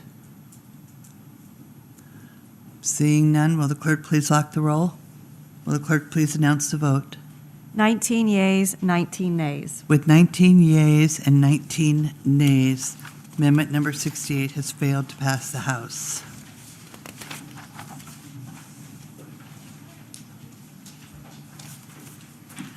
Madam Clerk. Amendment number 69 by Representative Eastman, beginning page 85, line 24. Representative Eastman. Thank you, Madam Speaker. I move Amendment 69. There's been an objection. Representative Eastman. Thank you. This amendment deals in two parts. The first part deals with forward funding education, and the second part deals with statehood defense. So currently in the budget, we have allocated $57 million one-time education funding. This would reduce that by $2 million, would leave $55 million one-time education funding, and would increase the current allocation of $2 million for statehood defense to the $4 million that was initially requested in the budget. I am making the argument that while education is certainly a priority, that statehood defense needs to be a priority as well. There has been some talk that you don't need to allocate money to this in this amount because the initial request was excessive. I don't believe that was the case. That we haven't spent all of the money that's already authorized, so until the Department of Law spends that money, then we shouldn't be appropriating more. When we're talking about statehood defense, I think 99 times out of 100, we're talking about going up against one or more agencies in the federal government. And that is not an easy fight. It might be a necessary fight. I think in many cases it is, but it's an expensive fight. More than that, regardless of the expense, it's a long fight. Very, very rarely does the federal government give up without a fight, and that can drag on in court cases that last years. And if we do not provide, through budgets like this one before us, the amount necessary to prosecute those lawsuits, I can't make sense of the fact that we would want to give confidence and assurity to those in our education system about forward funding, making sure that funds are available, but we would not want to give that same confidence and assurity to those who are fighting on our behalf in our legal system against the federal government. Certainly, if forward funding, education is a value, then we can make the same argument. I'm saying we should make the same argument for those who are defending our state against the federal government. There are already needs for this money. This is not extra money. This is not, we're waiting for a case. No, we have 6 cases. We have the cases. We know they're going to be expensive. We know they're going to drag on a long period of time. Let's provide the money now so that those who are fighting on our behalf can do so knowing that the money is there, so that they don't have to cut corners, so that they don't have to give up on what could be a potentially very helpful case to increase our ability as Alaskans to produce our natural resources. Thank you. Thank you. Representative Hopkins. Thank you, Madam Speaker. I appreciate the sentiment behind this amendment, but we're taking money from students. This money goes into the classroom, and we're giving it to lawyers. I'm a no on this amendment. Thank you, Madam Speaker. Representative Josephson. Well, I'm both a teacher and a lawyer, so I don't know whether I'm winning or losing this one. But, Madam Speaker, the $57 million is reflective of about 4% in inflation for education. That's only half of the eroded value of the BSA. And frankly, as to both parts of this, I don't know why this amendment's in order. It's incredibly redundant. On both halves of this, we have voted on this issue, and here we are again. I oppose this amendment. Representative Carpenter. We have discussed both of these subjects. I call the previous question.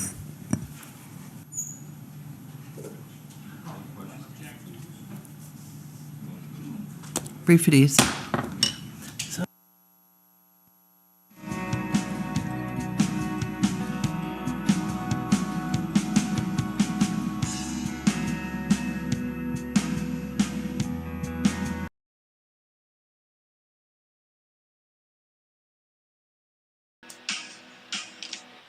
So here they are once again at ease. This bill amendment right now is to reduce that $57 million bonus by just $2 million to make it $55 million instead, and move that extra $2 million over to defense of our natural born rights here in Alaska to protect us against the federal government trying to impose their will on Alaska, like our lands.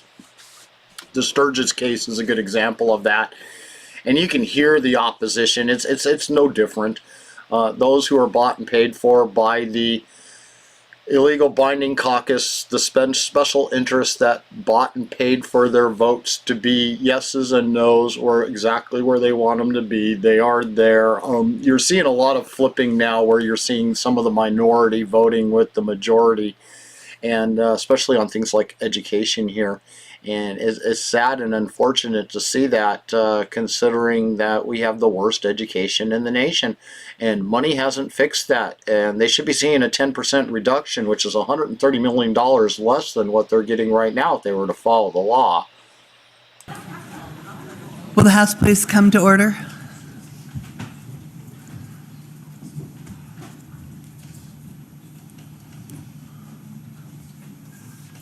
The question is, shall we call for the question on Amendment number 69 to House Bill 281? Members may proceed to vote.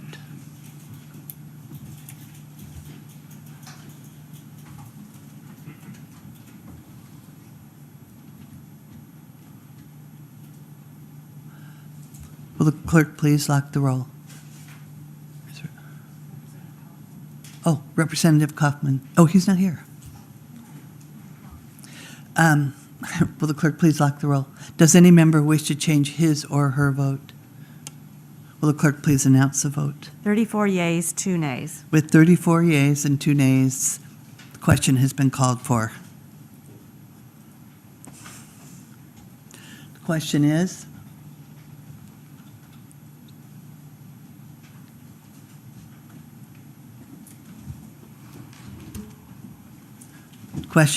shall Amendment number 69 to Committee Substitute for House Bill 281 pass the House? Members may proceed to vote.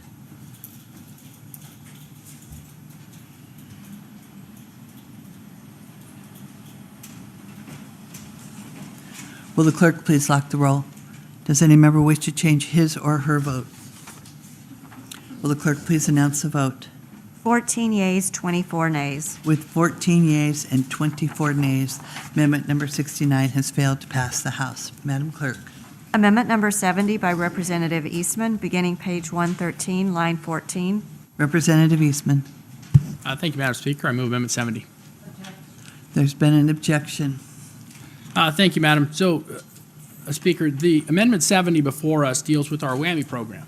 I've heard many, many good things about that program. In fact, my wife looked at participating when she was a student.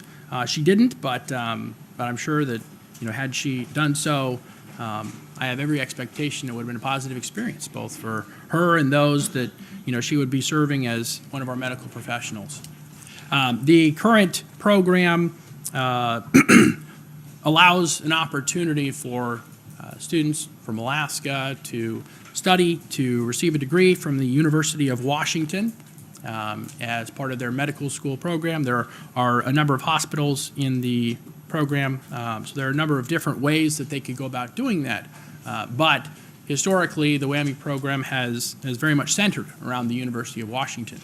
And it came to my attention recently that the University of Washington has a policy now by which they no longer allow students participating in some of their programs to opt out of abortion.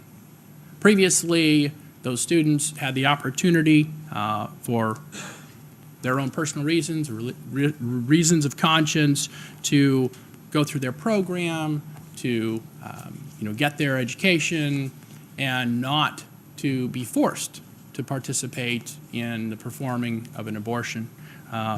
Now, the school, particular portions of this school, have taken what amounts to a very political position in needing to advocate for abortion, to the point where if you now apply to one of these programs and you request that exemption, they will say, no, we're not offering exemptions anymore.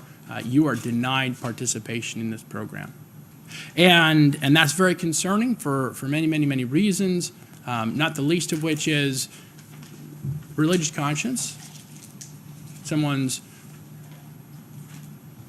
right to participate equally with other students, to compete for access to these educational programs, should not be contingent on their adopting someone else's political agenda. And so to preserve that, I have added the contingency language here in Amendment 70, which would say that going forward, and again, as long as this institution wants to have this political position, that going forward, those who participate in our WWAMI program, who use our state funds to do so, must do so after we have made clear that those funds will not be used for any program that requires, as a requirement of admission, that students agree to perform an abortion. That's just not right, Madam Speaker. Thank you. Brief it is.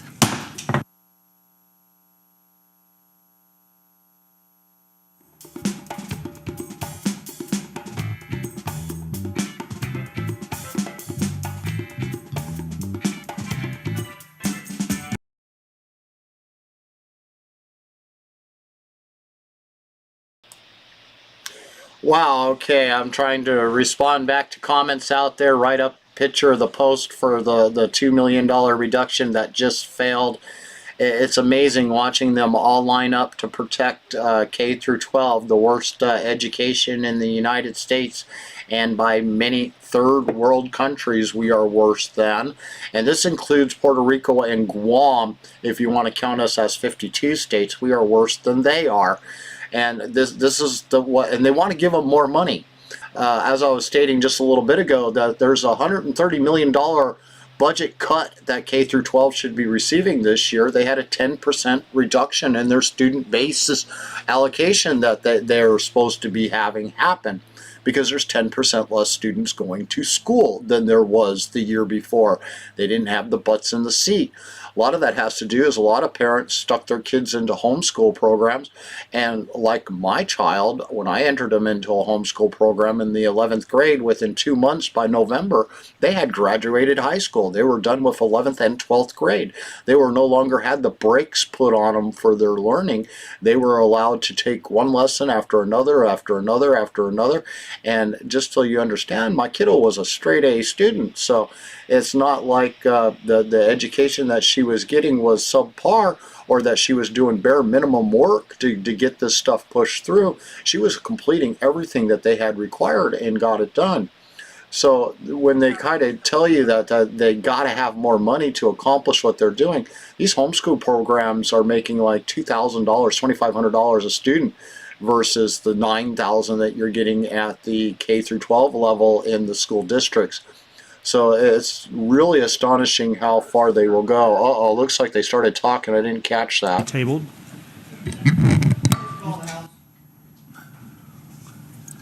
There's been a call of the House. It's gone.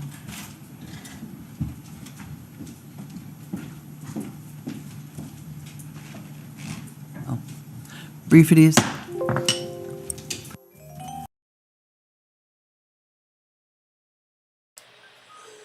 All right, turn up my microphone a little bit there so that I can actually hear what's going on there on the floor, so I don't miss the gavel this next time. So yeah, they want to increase the budget, even though our current law says they should be reducing it.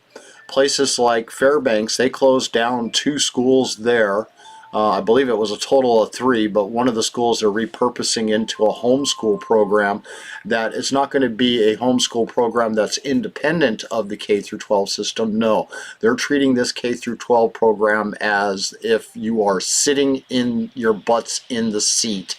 They are bringing the COVID learning that our districts had brought out for outside learning, using your tablets, zooming in for classes and all of that.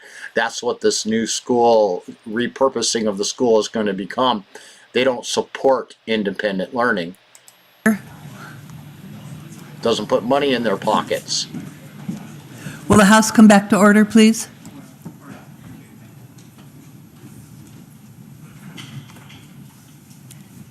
The question is, shall amendment number 70 be tabled? Members may proceed to vote.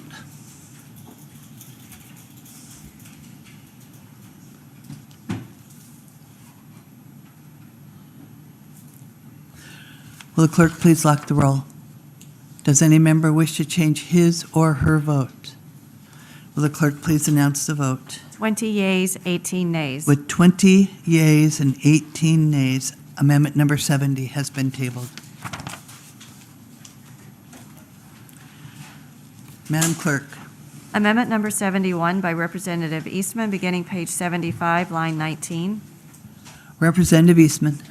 Thank you, Madam Speaker. I move 71. There's been an objection. Representative Eastman. Thank you. The current budget before us is going to pay some substantial amounts towards the settlement and judgments that have been made against the state of Alaska. The courts in those cases and in those settlements have accepted the settlement or issued the judgment, and we will be paying on behalf of the people of Alaska for the settlement or loss, as the case may be in each of those instances. There are a number of different cases that all add up to an aggregate total in our budget. Right now, the budget only shows us the total. It doesn't show us how many cases or which ones they were. This amendment would put that information clearly into the budget for public transparency, so that when the people are looking at our budget and wondering how we're spending their money, they don't have to dig deep into the court records and other documents to try and figure out why it is we're spending this money on their behalf. Thank you. Is there further debate? Brief at ease.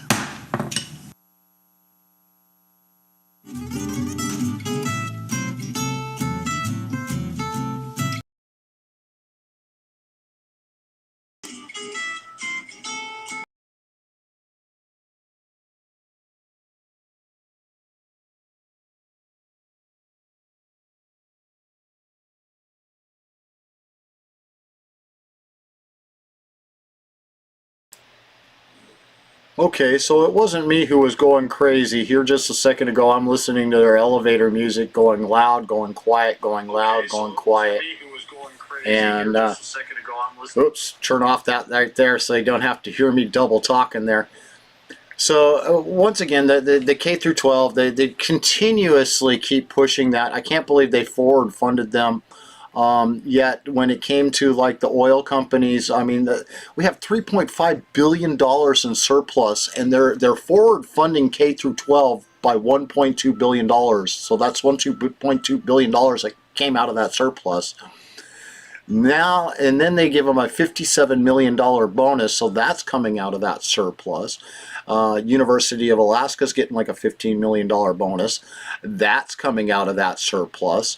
You got public media, radio and stuff like that. Combined total, I think they've got like about 5 to 10 million that was given to them. That was taken out of that surplus. And then you've got things like the oil tax credits that's owed to the smaller companies that invested in Alaska, was supposed to be paid out, especially if they produced. Many of them did. Many of them went bankrupt because we didn't pay them what we were supposed to because oil prices had tanked. Well, now that the obligation is there to actually pay for it, you would think that they just had a bill there that to pay, give them $400 million, which would virtually almost wipe out what is left. And they haven't been paid in the last couple of years now. But that would almost wipe out the debt that Alaska's government owes them. And again, once again, that they failed to pass it. I'm not for giving the oil companies more money. I mean, I think the bottom line is Alaskans get the first call, and we should be seeing our statutory PFDs. And then after they follow the law, then they can continue to distribute out more money, like the early education funding that they just did for $1.2 billion, the forward funding there. That $1.2 billion, that goes against our Constitution, our state Constitution. They are not allowed to obligate future legislators or legislation in another session monies owed to an entity based upon this body's passing of bills. You can't obligate them to funds that the next body doesn't vote on. Only the body in control at the time has the power of the purse strings. That is settled law, and until that is changed, but how can they hide that $3.5 billion surplus if they don't start doling out all of this money everywhere else? Now, I do understand that they are still giving out a few hundred million. I would prefer them to go back to the 60 million, maybe 120 million, pay back the last couple of years that's been vetoed back out of the budget. 120 million would be fine, but I mean, even trying to increase it to 400 million, I'm not objecting to that. But if they were to follow the laws right now, that would mean that that $3.5 billion surplus would be around $3.1 billion surplus, because they paid back $400 million to the oil companies. They pay off the complete budget without ever once drawing one penny from the earnings reserve account using their corrupt POMV law, because it's not needed. There's so much tax revenue that was generated this year that they paid for the entire budget if they would have kept it flat. It was $4.4 billion last year. This year was going to be about $4.8 billion, and that was accounting for inflation. And they've jacked this budget up to $7 billion, so they managed to spend $2.2 billion. And they're still not even discussing the capital budget yet. So you can understand where that extra money is going to go that they have left here. I won't be surprised they slide that other about $1 billion into the core or the CBR account. So when they get onto the capital budget, they can use that extra $1 billion that's still left of that $3.5 billion and use that money to do infrastructure projects. And so just to give you an idea, they're doing everything in their power to spend that surplus instead of keeping the budget flat, accounting for inflation, which is why I gave it a $400 million bump from the 4.4 to 4.8 for the new year. But instead, these legislators here have the Binding Caucus, Illegal Binding Caucus House Coalition there that sold out their voices and their votes to the special interest to be yes to spending all of this money. And the reason why they're doing it is they can't justify stealing our permanent fund dividends if they have a $3.5 billion surplus sitting there above and beyond what they had already planned on paying. Now, mind you, they're still doing the POMV draws, $4.1 billion this year. They could pay us our full statutory PFD and still be $1 billion plus ahead of the game. And but no, that money, to be honest with you, if you watch how they're cooking the books, moving money from one account to another to pay for what they got right now, and calculating in that POMV draw and their reduced PFD that they have, they're really going to put about $1 billion into the CBR, and that's about it. Will the House please come back to order?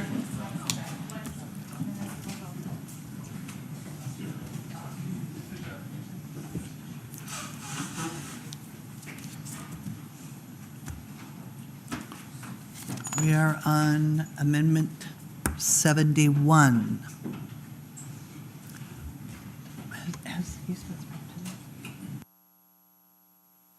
Representative Josephson. Madam Speaker, I move that this be rolled to the bottom of the pile. There's been an objection. Brief it is.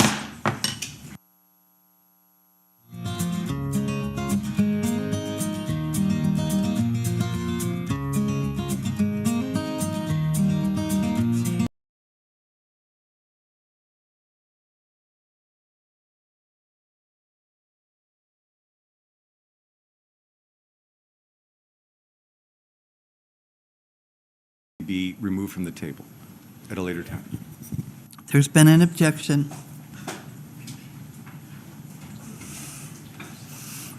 They're going to table the amendment.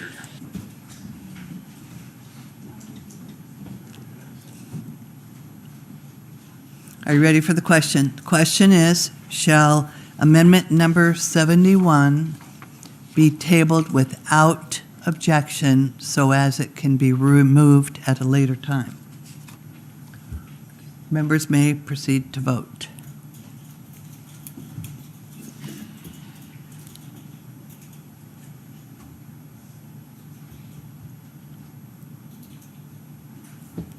Will the clerk please lock the roll?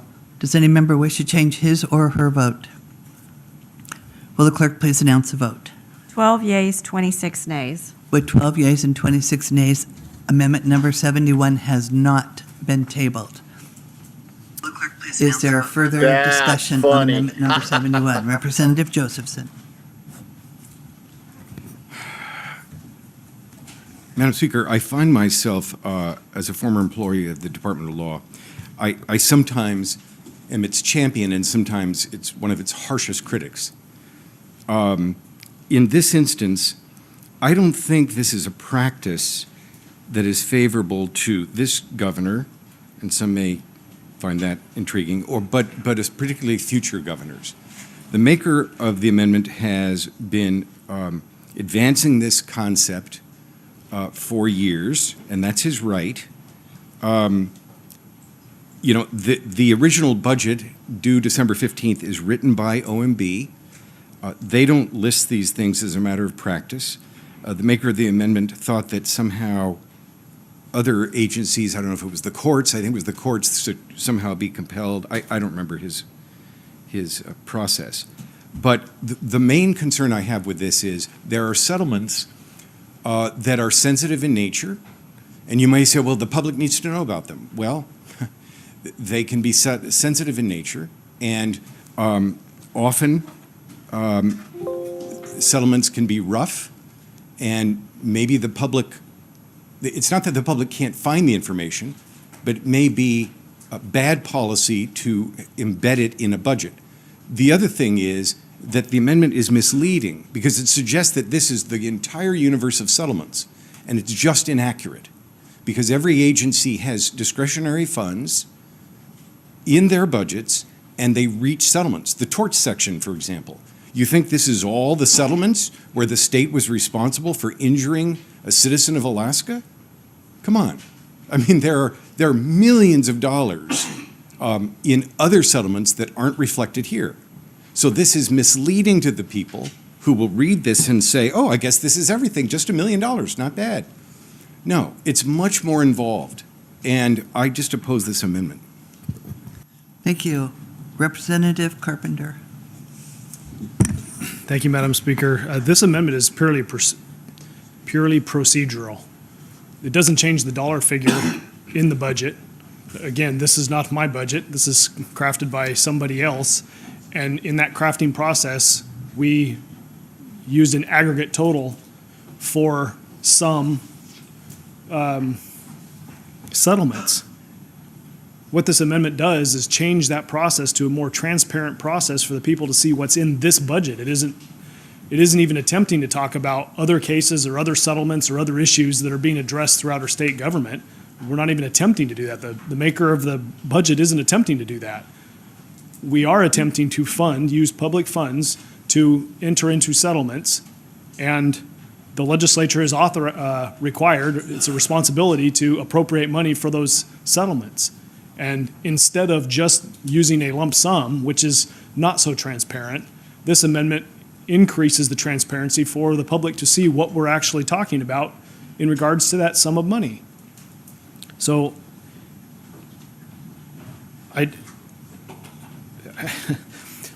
for the life of me, I can't understand, I understand the politics of it. And it's interesting that the conversation would devolve to that, to intentions of folks as to why we would want to do this, and are we pointing fingers, and I think we need to rise above it.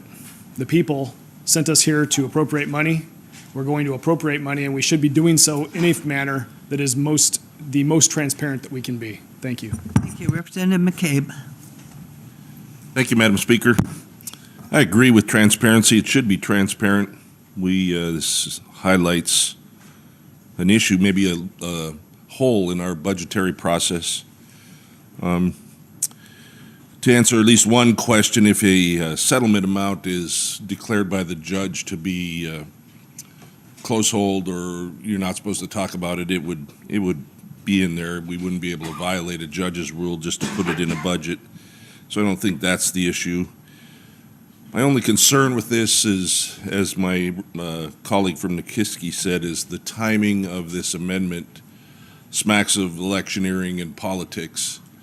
And I understand it's been put in before, but maybe we should make it a policy. Maybe this should be some sort of discussion amongst us to have this transparent in the bill all the time.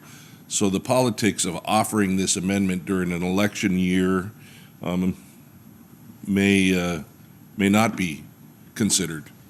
Thank you. Thank you. Representative Prox. Thank you, Madam Speaker. Interesting dilemma that we're in here. I guess at this point, I am opposed to this amendment. Transparency has limitations.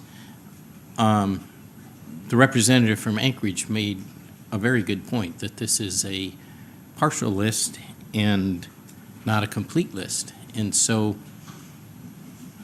I suppose in justice, the truth, the whole truth, and nothing but the truth. This is a partial truth that does appear to have some motivations that probably would lead the public to some conclusion rather than another. So it's partial transparency. I'm uncomfortable with that. I'm uncomfortable with the precedent that it sets. Thank you, Madam Speaker. Thank you. Representative Kirka. Thank you, Madam Speaker. I rise in support of the amendment. As I recall, years ago, I saw budget work where the settlements and judgments were in fact laid out in the budget like this. And I think it's a better process to return to a transparent process.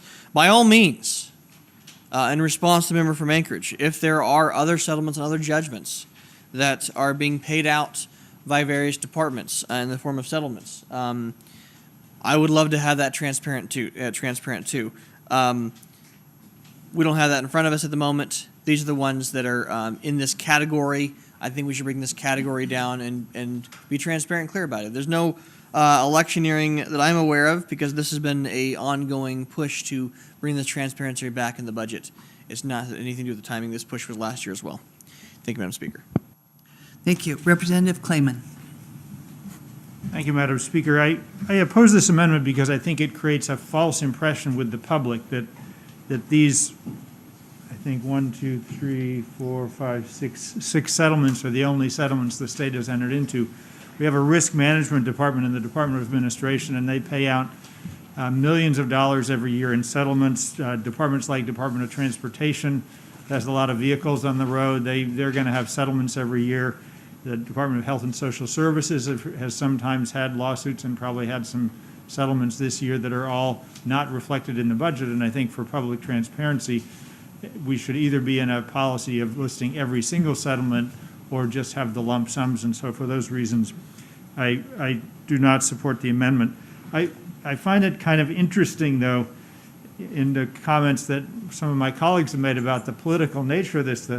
What this amendment really highlights is the fact that this governor has lost a lot of lawsuits and is proposing to pay a lot of money out, and it's a reflection of choices made by this administration in terms of policy decisions that are getting sued and costing the state a lot of money. Even though that... Speak to your point of order, please. Once again, we're bringing the administration and the governor into this. As far as losing or winning lawsuits, it's I would not have to relevant. venture to say in this case, Representative McCabe, that's exactly what this amendment says. So I think he's speaking to the amendment. Continue, Representative Clayman. Thank you, Madam Speaker. But because I think this is kind of only, at best, a quarter of the apple or an eighth of the apple, it really doesn't present the full picture. I do not support this amendment. Thank you, Madam Speaker. Thank you. Is there further discussion? In wrap-up, Representative Eastman.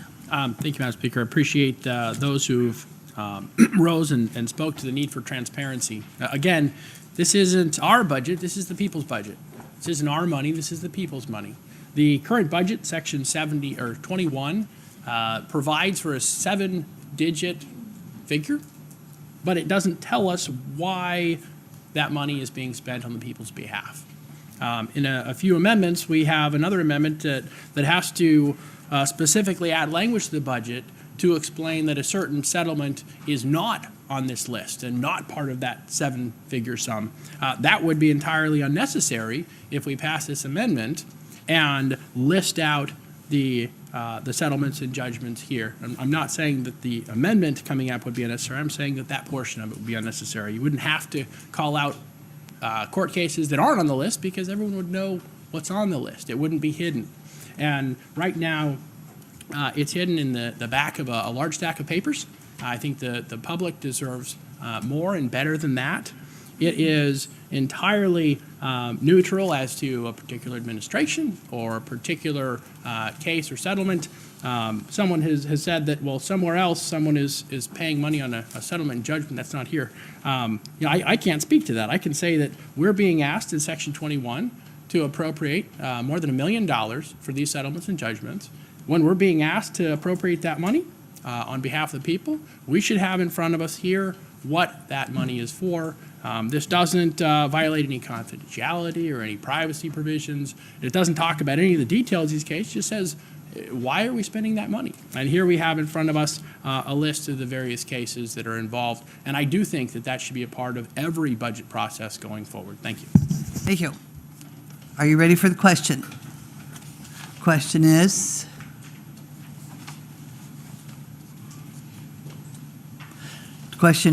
shall Amendment Number 71 to Committee Substitute for House Bill 281 pass the House? Members may proceed to vote.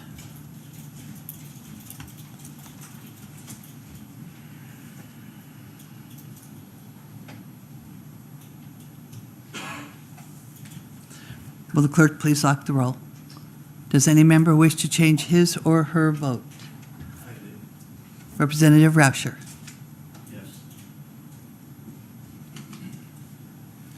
Representative Rauscher, you need to press your green button. There we go. Any other members would like to change their vote? Will the clerk please lock the roll? Will the clerk please announce the vote? 14 yeas, 24 nays. With 14 yeas and 24 nays, Amendment Number 71 has failed to pass the House. Madam Clerk. Amendment Number 72 by Representative Hopkins, beginning page 28, line 11. Representative Hopkins. Madam Speaker, I move Amendment Number 72. There's been an objection. Representative Hopkins. Thank you, Madam Speaker. This Amendment 72 did not come from my brain. It came from the Department of Natural Resources through the Division of Geological and Geophysical Surveys. They came to me and said this amendment seems to have accidentally been this funding seems to have accidentally been taken out in the House Finance, and the Department of Natural Resources Commissioner asked them to put this to see about getting this back in. We did accept this increment in the House Finance Department of Natural Resource Budget Subcommittee without objection. It came from the governor's February budget amendments, and it was in there, and we accepted it without objection. Madam Speaker, if I'm able to read from Department of Natural Resources talking points on this. Briefly. Thank you, Madam Speaker. The House Finance Committee voted to remove the laying the foundation of Alaska's energy diversification increment that was introduced in the governor's amended operating budget in February. This increment for $262,000 of general fund dollars would have added 2 positions to the Division of Geological and Geophysical Surveys to gather baseline data on renewable energy opportunities across the state and to maintain and distribute renewable energy data. Discussion in committee indicated a lack of clarity of the distinction between the alternative energy projects undertaken by the Alaska Energy Authority and the baseline data collection proposed by these funds. AEA typically engages in project-specific work with an eye to construction of physical energy projects in identified locations. AEA is project-oriented and not in the business of collecting baseline data. DGGS has a long track record of baseline data collection and distribution for energy and mineral resources and geologic hazards. The increment would begin that work for renewable energy and support long-term data management, distribution, and availability. These activities are complementary and not duplicative to the work done by AEA. The information collected would help guide and feed into future AEA projects. This information collected would help guide and feed into future AEA projects built on the baseline data collected by DGGS through these funds. DGGS also has a long track record of acquiring federal funds for data collection and will actively be pursuing federal funds for this work as well. The proposed initial focus is on conventional hydropower. Madam Speaker, this is an opportunity for us to start mapping and finding where those new alternative and renewable energy opportunities could start. They have a piece of equipment, for example, that they tow behind a boat as they drive along in rivers and ensure that they're able to find what the river flow is. They'll be flying overhead and mapping for geothermal resources, something that we're also moving a piece of legislation to help expedite that, what's the word I'm looking for, permitting process. For geothermal. We need this data in Alaska to move forward on this initiative for laying the foundation for Alaska's energy diversification and lowering our energy prices across the state. And this is an excellent start to that effort. And I appreciate support for this amendment, agreeing with the initial increment from the governor's budget in February. Thank you, Madam Speaker. Thank you. Is there further discussion? Representative Kurka. Thank you, Madam Speaker. I appreciate that there's always good things to spend money on, good things to hire state workers to do, but I rise in opposition to this amendment. Madam Speaker, we spend more per capita than anyone else, and in the other state, and we have more states or more employees per capita, and it just seems like we're just always finding new ways to spend money. Madam Speaker, this morning I became aware of our membership in ERIC, where we spend out of this budget at least $15,000 in membership to a program that doesn't work and clean Representative up. Kurka, if you would confine your comments to the amendment, please. Thank you, Madam Speaker. I oppose the amendment, Madam Speaker. Thank you. Is there further discussion? Representative Rauscher. Yeah, Madam Speaker, maybe the maker of the amendment can speak to the difference in the funding, why it's there, why it's not, how it may not be there, and what we're trying to do here by, that wasn't able to be done with what was there before. Thank you. Thank you. Representative Cronk. Thank you, Madam Speaker. I rise in support of this. We had discussion of this in the Resource Committee, and as we're looking for alternative energy and places to put this, I think this is a good thing to garner some federal money so we can identify these places across the state and get some projects ready. Thank you. Thank you. Representative Kaufman. Thank you, Madam Speaker. I have a question on this for the amendment maker. It was said that this was money was inadvertently left out in finance, and I'd like more background on how that may have occurred, at least if I understood that statement. And then the other resource companies, oil companies, they go and prospect the terrain for themselves to find out where oil might be. And I'm just curious why a company that would potentially make a lot of money from a wind power installation wouldn't have the wherewithal to go find out where it's windy.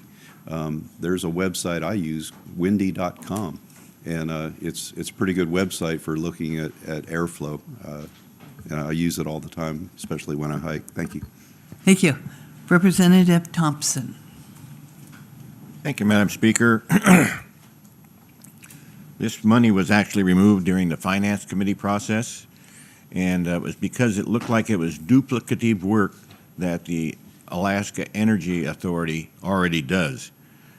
This explanation that we have just had passed out to us says it is not duplicative. They will be working hand in hand with AEA, and that this is more scientific. They will try to work with AEA to make all these good things happen. So that was how it happened that it was taken out of the budget originally. So I'm still a little bit mixed on this. I'll have to figure out how I'm going to vote before you ask for it. Thank you. Representative Wool. Thank you, Madam Speaker. I rise to assist the other member from Fairbanks, whose amendment was it took it out because he said it was similar to AEA, and I was on the fence and almost going to support it for that reason. But after talking to representatives from the division who came to my office, who also happen to live in my district, but they explained the case that they're doing more basic science research. AEA might have a list of projects in various communities, whether it's a wind or hydro or a powerhouse or any assorted projects, and they prioritize them and go and do the sort of on-the-ground installation. This is more basic science, going around, as the sponsor mentioned, looking for data, raw data, as far as where can we get the best hydropower, where can we get geothermal power. It's more of a statewide survey. They would gather data and collect it and give it to the appropriate institutions or organizations that might go, okay, now we can put in hydropower in this location and it would help this community or that community. So it's more of a basic science research as opposed to individual projects. So the previous speaker is correct. It's not what AEA is doing. It's in conjunction, and it should help organizations like AEA. Thank you. Further discussion? Is this a briefities?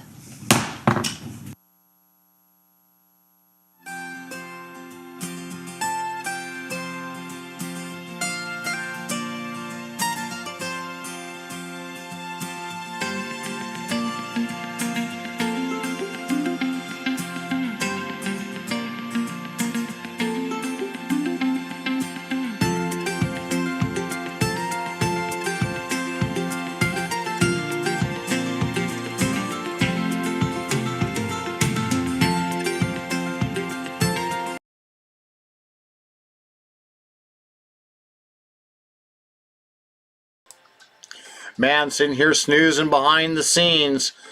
So here we are once again, a division that really doesn't, declares that they do and they don't really need that money to hire 2 extra people to do investigations into energy in Alaska, whether alternative or natural, and do the surveys and research. I can't tell if this is a good thing or a bad thing, to be honest. Going by the statements that I'm hearing there, it's a mixed bag of worms.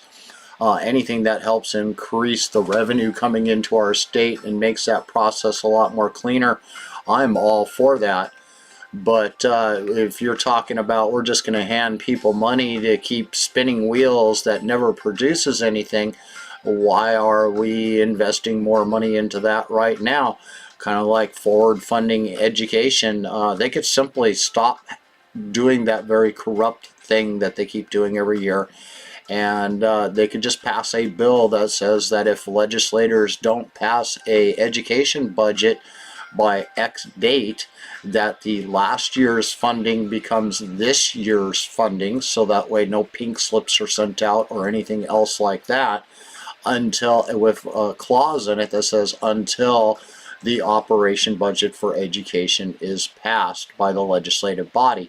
So that way, if they go through, say, 6 special sessions, or the 4 lengthy ones that they went through last year, last session, of course, was a big joke. And so we just kind of got to look at it as, what do we do? What is the next step to stop this kind of corruption? That bill that would say that they could forward fund or already fund them using the prior year's budget totals is a simple way, with the until clause, the operation budget for education comes out. But will they do a simple bill like that, something that takes absolutely no brains to be able to understand? It really makes you wonder what's going on here and why these kind of things are occurring down there in Juneau. It's like, do we pay people to have no brains, to purposely make things harder, to never pass anything that does anything productive or streamlines it? We just got to make it more confusing. So lots of different things that came up today from education. I mean, the $57 million for education one-time bonus, and this one-time bonus gets paid out this year only if the new student-based allocation bill that they're writing right now doesn't pass. So, but if that bill does pass out of the House and it makes its way, say, through the Senate too, to where it becomes law, then at that point, that bill would turn around and supersede that $57 million bonus they're going to give them this year.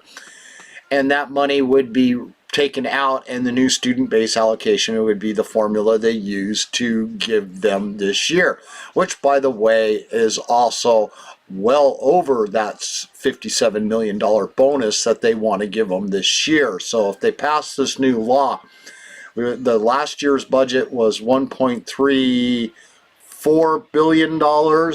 This year, with the bonus that they're talking about, makes it 1.39, almost 1.4 billion dollars this year. And then they want to increase that again with the new student balance allocation law, which would put it up over the $1.4 billion each year for education. Now, if they were to follow the current laws that they have right now, there's a 10% reduction in students that are in the population base. They should be seeing a 10% reduction to the budget, which would be about $1.3 billion. Fairbanks is seeing it. They had to close down schools. I started talking about how they're using one of the schools they shut down and turning that into their new remote learning homeschool that's still under the K through 12. That every person that enrolls in this is still going to be counted as a student sitting in the seat as if you were in an actual brick and mortar school.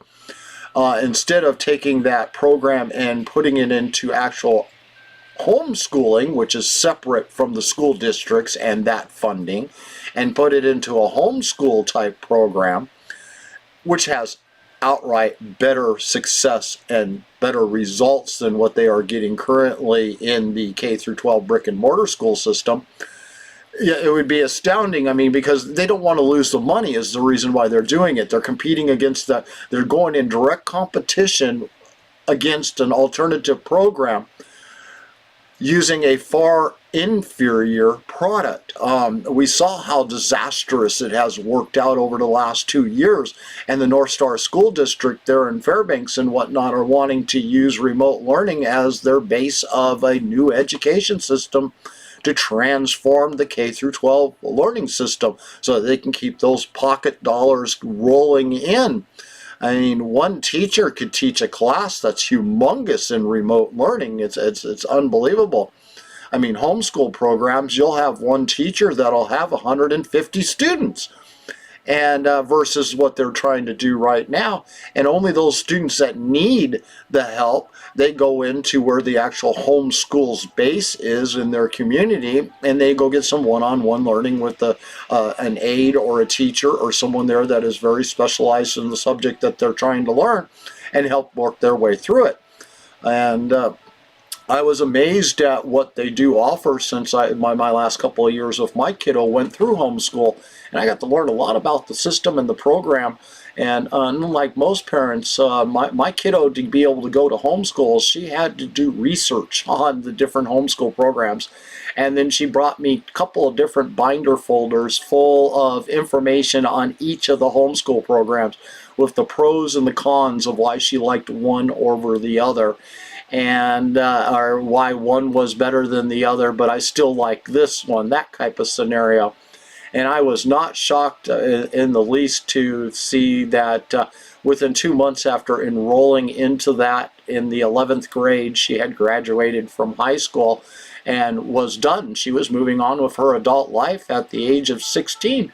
So it's quite amazing what you can get accomplished out there if you just put your mind to it, and you're allowed to go at your own pace in a lot of ways, and then get the support when you need it. And I see K through 12 has its place. I should say it never should go away. The brick and mortar school system should always exist out there, but they should start making things a lot more optional when children are getting older. And for parents like me who have children that can excel on their own, are very self-driven, to be able to turn them loose into an education system that doesn't stifle them when they're moving ahead of the rest of the class. And that's where my kiddo was the first couple of years, was always being stifled in class and shut down. Oh, the gavel just swung.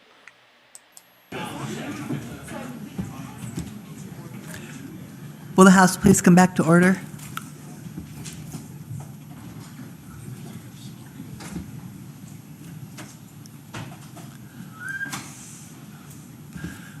We are in debate on amendment number 72. Representative Eastman. Thank you, Madam Speaker. You know, I look at this amendment and I say this amendment suffers from a distinct lack of creativity. And as I've looked at the amendments that have been put forward, you know, I keep looking for, and I think there's one coming. So don't get me wrong. I'm looking forward to it, but I keep looking for, you know, an amendment from a majority member that reduces the budget instead of increasing the budget, or find some way of reallocating the funds that we have in what is now already a $13.5 billion budget without just adding more money. And so I encourage and invite members who are putting forward amendments to see if there's a way to accomplish what we're trying to accomplish without growing the budget further. And I find that while this and many other amendments have laudable goals and projects and causes, we're still operating in the mindset that we have extra money, and so we'll just use some of that extra money and add it to the budget, and we'll do these good things. And that's not what I see, and that's not what I hear when I talk with the people in my district. We have not got a surplus here. We are drawing from obligations that we are not fulfilling. And I will be opposing, I'm sure, this very well-intentioned amendment. Thank you. Representative Prox. Thank you, Madam Speaker. I rise in support of this amendment. The previous speaker's points are well taken. As I said before, we live in an imperfect world. I wish we could spend our money differently, but the state just happens to have quite a bit of land that is still underexplored, quite a bit of resources that are under inventoried. And I recall, I don't know, 20 or 30 years ago, a similar expenditure was made that I think it was a geosatellite, or it was a satellite survey that was done for the state. The state financed it, and it led to a huge increase in mineral exploration by other companies. So this is probably something we're going to make money at in the future, and it is an investment, and I support the idea behind this amendment. Thank you. Representative Fields. Thanks, Madam Speaker. I thought it was worth elaborating on the comments of the member from District 6 about what we heard in the Resources Committee. And I'm sure the chairman would do a better job if he were here, but I'll try to sub in his absence. We just had a hearing from the Council of Alaska Producers, and I thought one of the most interesting things that hearing explored was the relationship between low-cost energy and the ability not just to produce our resources, but to bring as much of the supply chain to North America as possible. One of the interesting examples was that with the minerals that we pull out of the ground at Red Dog, we would be able to refine them here in Alaska with lower cost energy. We have opportunities to make prospects like Graphite 1 more economic with low cost energy. That's what this amendment gets at. I also want to reference for members that other provinces and states with significant critical mineral resources, like the province of Ontario. I was just reading Ontario's critical mineral strategy, and when we look at other places in North America, they're very successful in terms of mining and strengthening their supply chains, which of course expand jobs. Energy, low-cost energy, specifically hydro, is absolutely integral to that. It does not overlap with what AE does, and with that, I would support the amendment referencing what we heard from producers in the Resources Committee. Thank you. Further discussion? Seeing none. In wrap-up, Representative Hopkins. Thank you, Madam Speaker. I apologize for the lack of creativity with this amendment, but it didn't come from me. The Department of Natural Resources came to us asking us to get this back in, so blame them, not me.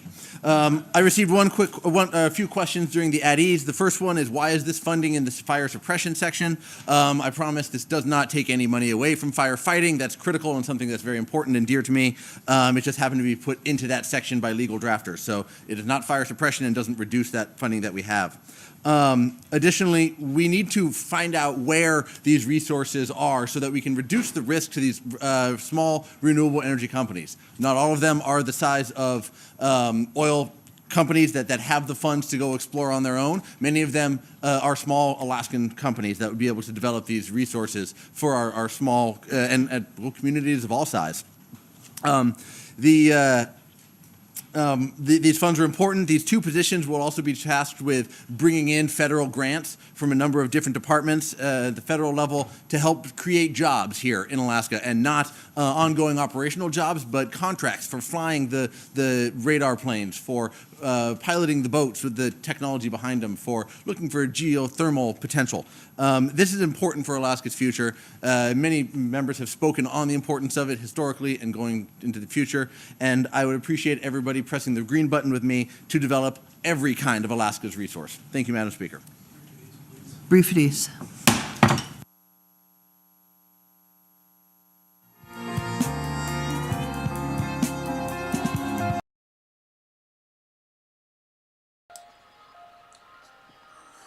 So has anybody heard anything good come out of the budget so far? I've been really trying to stretch my memory of anything positive that has been passed so far.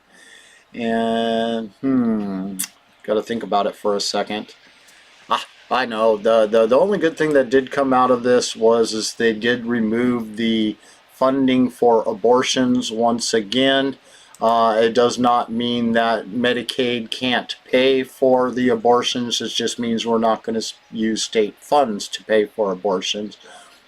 This has passed multiple times through the body, and it always seems to find its way into the courts and be stomped all over by the time it gets into the court system.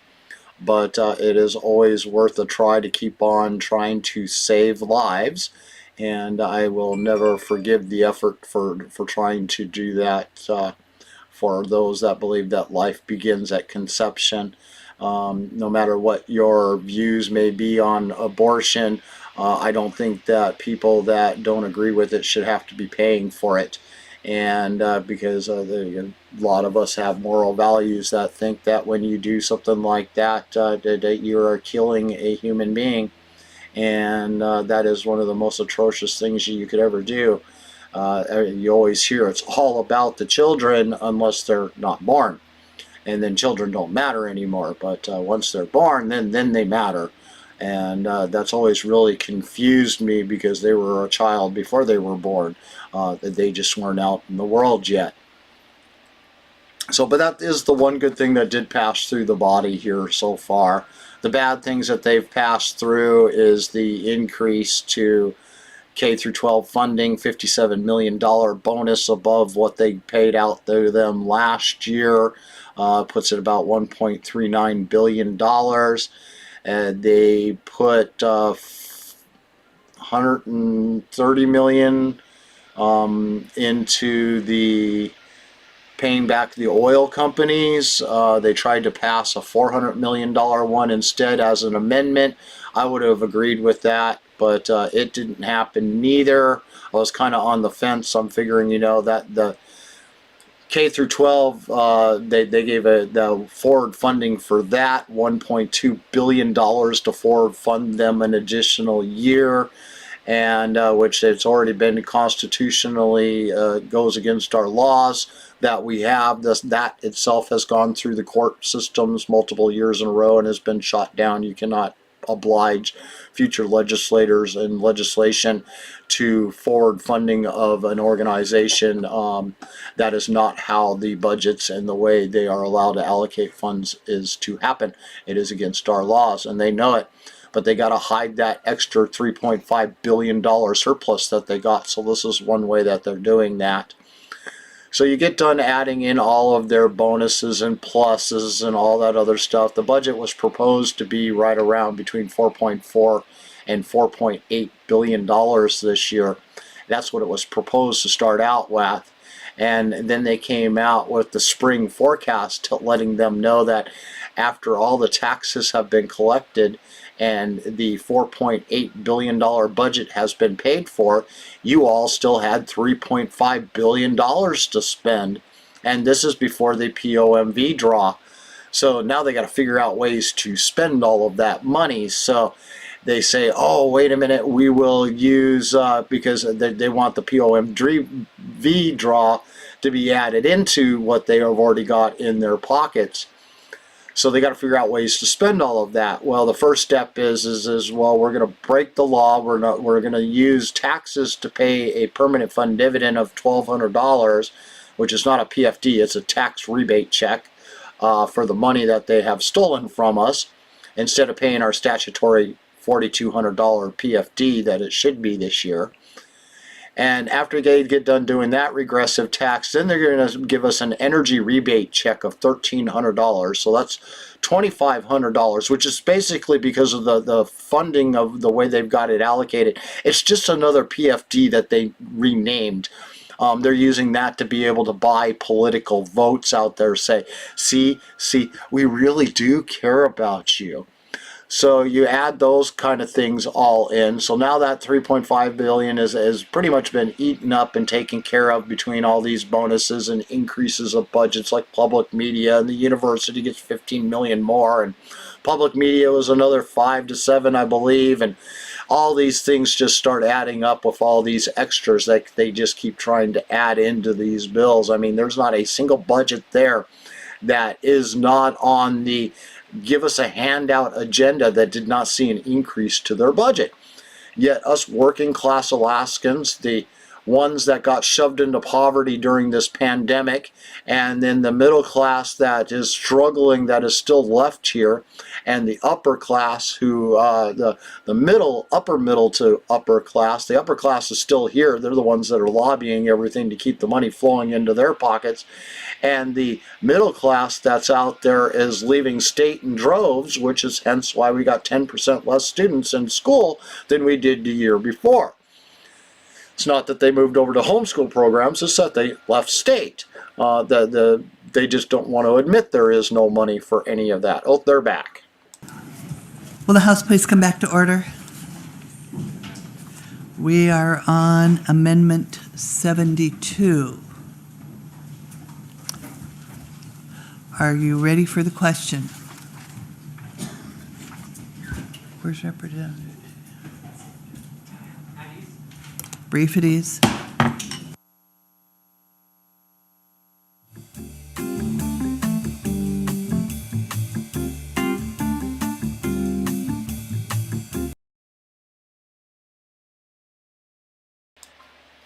Okay, so we sit and wait all that time to be at ease, for them to go back at ease again, as quick as you can blink.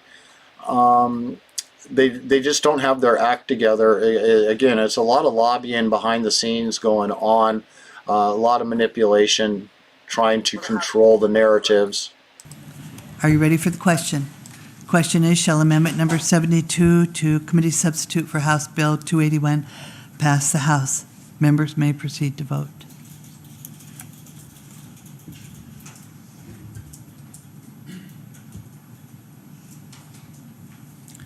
Will the clerk please lock the roll?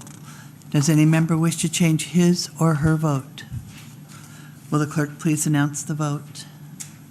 32 yeas, 5 nays. With 32 yeas and 5 nays, Amendment Number 72 has passed the House.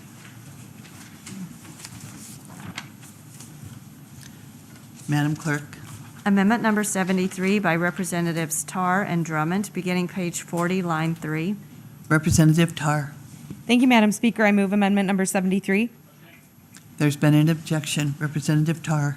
Thank you, Madam Speaker. I first just want to apologize having to do this as a floor amendment rather than through the committee process, but the best ideas often come from our neighbors, and that is the case here.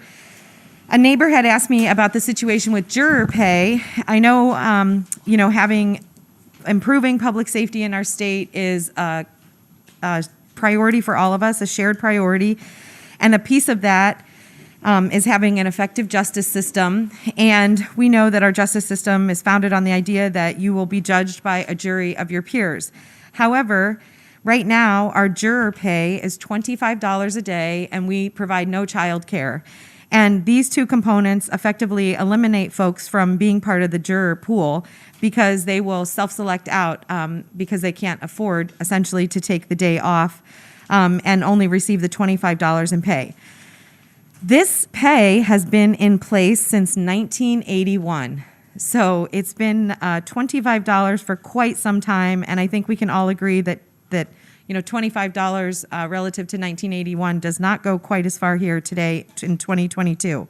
So what this would do is increase the juror pay to $75 a day. I think we, as a body, may want to consider a future increase as well to make it, a little bit higher, but wanted to start out with something that I felt was a modest request, a little more on the conservative side, because we are trying to be mindful of the overall budget. And again, I thank folks for their good work that happened through the committee process. And so I know this is a late addition, but I think a very sound improvement. I think I've been working closely with the courts. They're supportive of it. It's an idea that they've been trying to work on and something they really do want to address. And so it'll be very welcome today if we pass this amendment. Thank you. Thank you. Is there further discussion? Representative McCabe. Speaker, I just rise to a question how we know that it's actually going to go to juror pay. I don't see any language in here that says that. Do we have some memo or something from the appellate courts and trial courts to show us that they're actually going to use it for the purpose we intended for? Thank you. Thank you. Further discussion? Seeing none. Representative Eastman, sir. Representative Eastman. Thank you. I, just want to acknowledge that, like the previous amendment, this amendment also is very lacking in creativity. Thank you. Thank you. Representative Kaufman. Thank you, Madam Speaker. Rise to, I have a potential conflict of interest as I've recently received a jury summons notice. So I don't think I can vote yes on this. Thank you.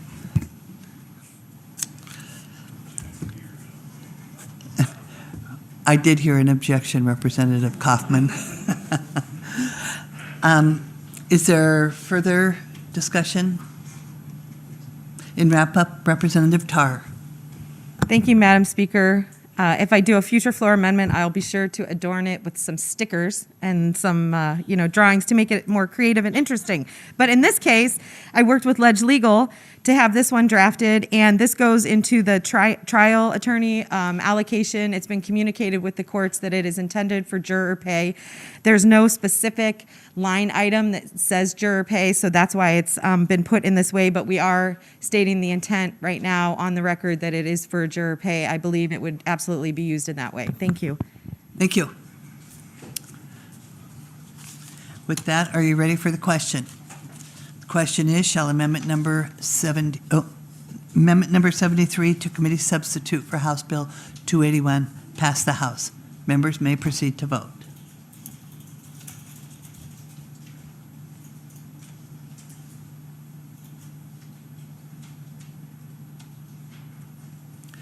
Will the clerk please lock the roll? Does any member wish to change his or her vote? Will the clerk please announce the vote? 22 yeas, 15 nays. With 22 yeas and 15 nays, Amendment number 73 has passed the House.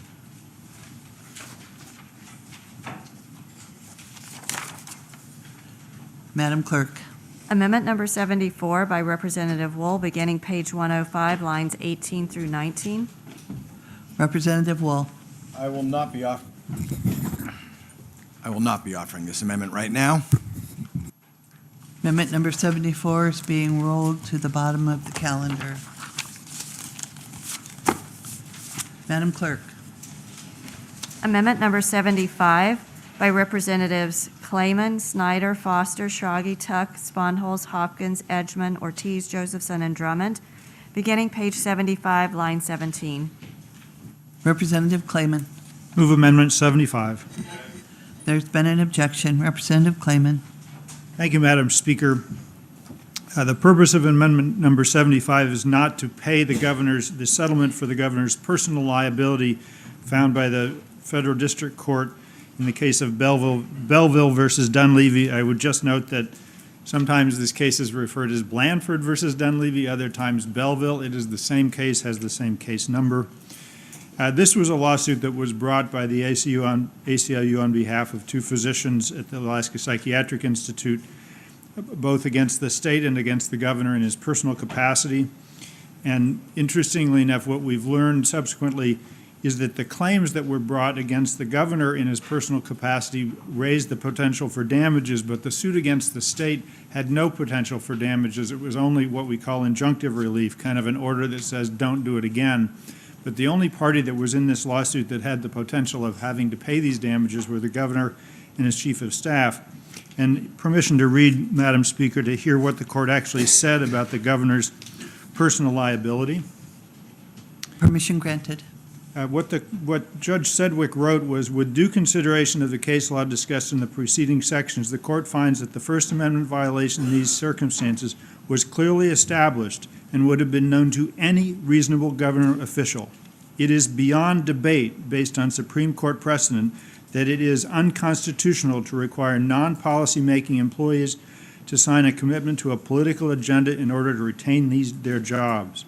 The purpose and effect of defendants' employment practice was the same as in the seminal cases disclosed, placing defendants on notice that their resignation plan triggered application of these long-standing precedents. So we have a case in which the court unequivocally ruled that the governor was personally liable for violating constitutional rights of Alaskans. And what this request in the budget is essentially for the governor to say, I made a mistake, I violated people's constitutional rights, I should have known better, but I want you to pay for my mistake. And I have heard from countless constituents who say, what's going on? Why should we pay for the governor's violation of constitutional rights? It was his mistake. He should have known better. He should have consulted counsel before doing what was blatantly unconstitutional. And he didn't do that. And we shouldn't pay this amount. This is following what the court found, and I just think this is a situation in which the public does not want us paying essentially $500,000 because of the governor doing something that he absolutely should have known better. Thank you, Madam Speaker. Thank you. Is there further discussion? Representative Johnson. Thank you, Madam Speaker, and I hope that everyone's had a chance to look at the handout that I put out that was written by the lead attorney on the case from the ACLU. And oftentimes, almost always, since there's a court case, there's two opinions. And his opinion, and the way that he states it, as you'll see, is that the state is absolutely required to make this payment. If this settlement is not paid, it will have, opinions aside, if we do not pay this, this will have a long-lasting effect on repercussions on the Department of Law's ability to settle future cases. Opposing parties will question whether we are going to make good on our debts and our settlements. This would lead to having more cases go to trial, which will be more expensive and requires more personnel. Focusing on this specific case, a common misconception is that the case is only against the governor and his chief of staff personally. This is just not true. The case was brought against the state. Because this was settled, we never got to the part where the settlement and the damages, never got to the part where the damages against the state were decided. And so we would still be on the hook to pay additional damages if we do not pay or we do not honor our settlement. Another misconception, if it is not paid, then the governor will have to pay it personally. But again, this is not true. As already mentioned, the state was sued, and as part of the case, and the settlement payment was to come from the state. So additionally, the issue of qualified immunity has been appealed. The appeal was dropped as part of this settlement, and so there's no assurance that the Ninth Circuit would have not followed that in court. I could go on, but being sued is part of doing business, and two wrongs don't make a right. So I would urge that we do not put politics in front of good judgment, and we pay this settlement as it will cost us as a state in the future. Thank you. Representative McCabe. Brief at ease.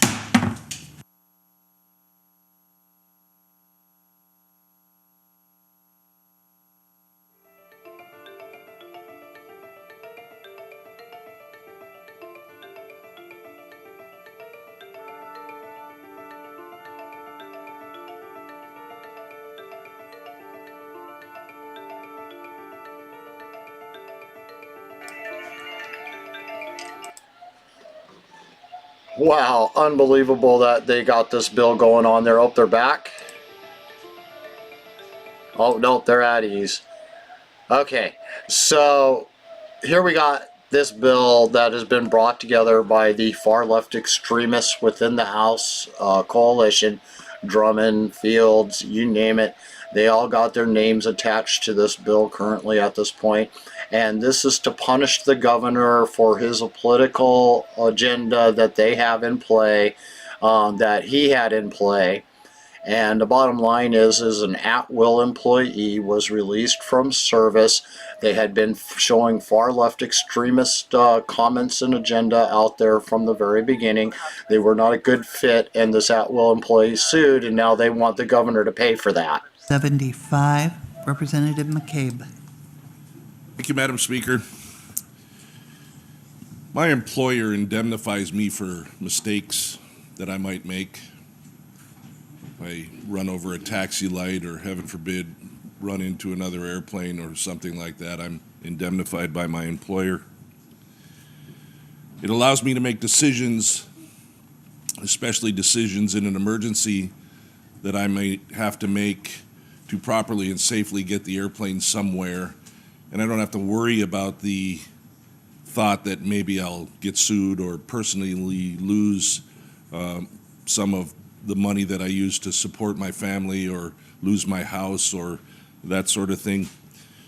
Past precedent with the state of Alaska, we have always done the same sort of thing. We indemnify the governor essentially to make decisions knowing that people that are after him politically are going to sue him, or they're going to try to recall him, or some of those sorts of things that might cause him to pause when he makes a decision that he needs to make for the good of all Alaskans. This amendment, in my opinion, does not belong in this bill. If we want to change the way the state does business or set a precedence the way the state does business, we need to put it in a regular bill, not in a budget bill. I'm a little bit worried that it's going to cause issues going forward for sure. What I'm most worried about, Madam Speaker, is the politics in an election year of doing this to our sitting governor, noticing that at least 3 people on this that are putting forth this amendment are on another governor's. Be careful. I understand, Madam Speaker. Be careful, I didn't write my Representative name on there. Representative McCabe, I'm I just giving understand. you a fair warning. I get it. I totally get Okay. it. But the public Thank you. needs to know. The Well, public needs to know who sponsored this amendment and why. They have the ability to have that access, Representative McCabe. My constituents would love to hear me say the names, but I'm not going to, Madam Speaker. But it's a shame that politics has entered this floor in this manner. I think it's a shame for all of us. Representative McCabe, you are right on the edge, and it's not making me very happy.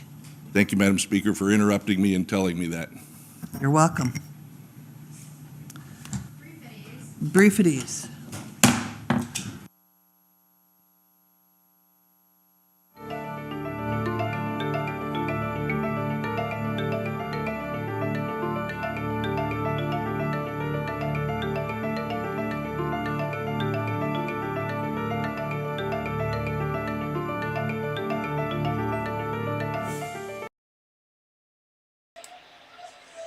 Kevin McCabe nailed it out of the ballpark right there. He definitely showed that this is a political agenda.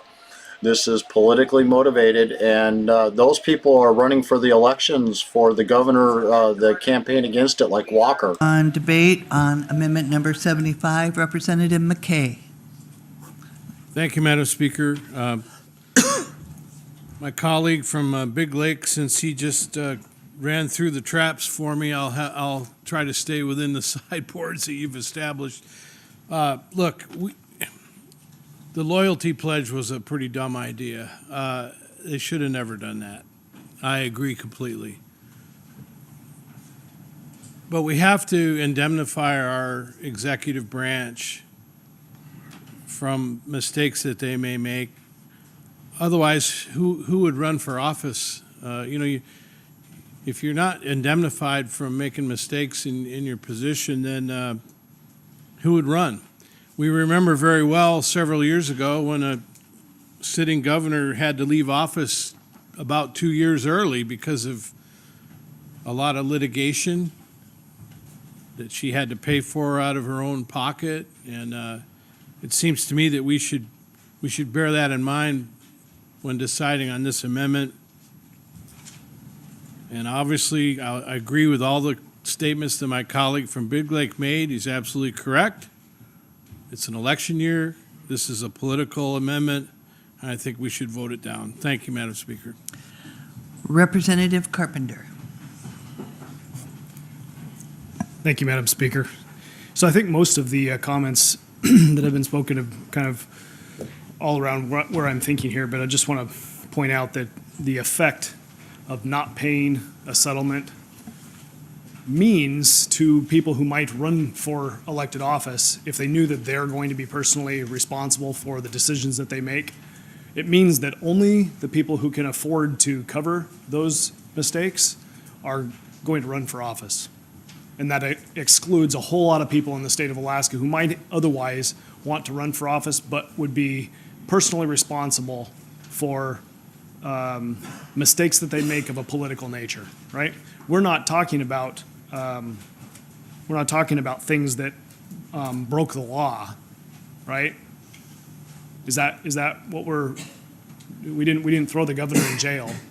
He has consequences for making political miscalculations or political mistakes. That's what we call elections.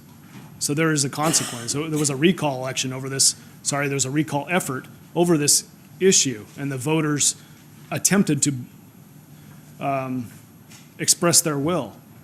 So there is a process, and when we've got one judge in the third branch that says, hey, that the governor should have to pay this personally, and then the entire body here has to make a decision, we're separate from the other branch. We get to decide what we pay and what we don't pay, right? And in this case, the damage of not paying this is greater than the damage of paying it. I would just like to point out that a governor who requests a loyalty pledge, bad idea, but how is that different than a binding caucus rule? Thank you, Madam Speaker. Thank you. Representative Hopkins. Thank you, Madam Speaker. In response to the representative from Big Lake, I'm a co-sponsor on this amendment, and I'm proud to be. The governor took far beyond any political action that previous administrations had taken, and they terminated people. That you don't go to jail for terminating somebody, but you have to pay that civil fine, and that's what the court said. So I'm proud to be a co-sponsor on this amendment because our administration is indemnified for making mistakes until it goes beyond what is acceptable and is political retribution against specific people who refuse to stand or refuse to sign a loyalty pledge. That was unacceptable. The courts found it, and I'm a proud co-sponsor. Thank you, Madam Speaker. Thank you. Representative Hannan.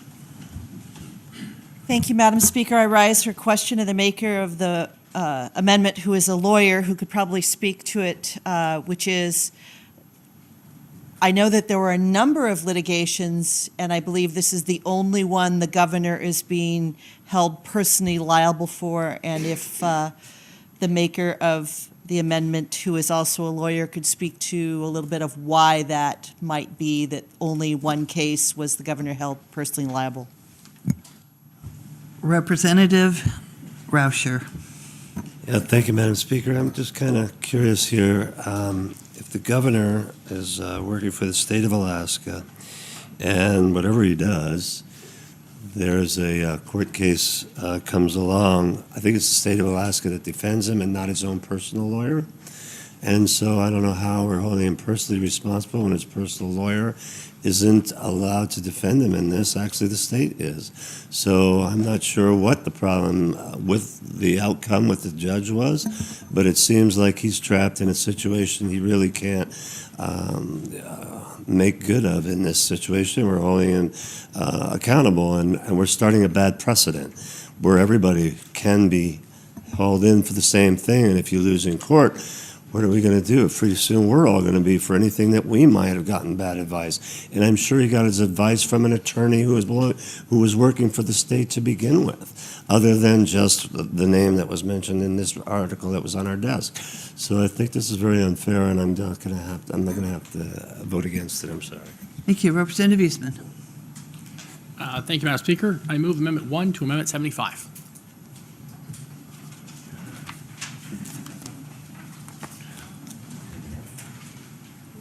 Brief it is.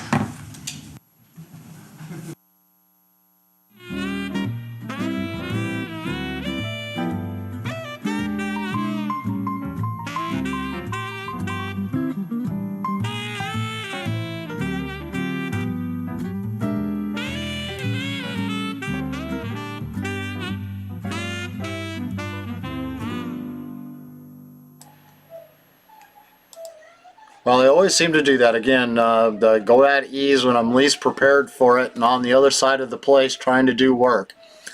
So now this bill that they currently got in front of them is to punish the governor for doing his job.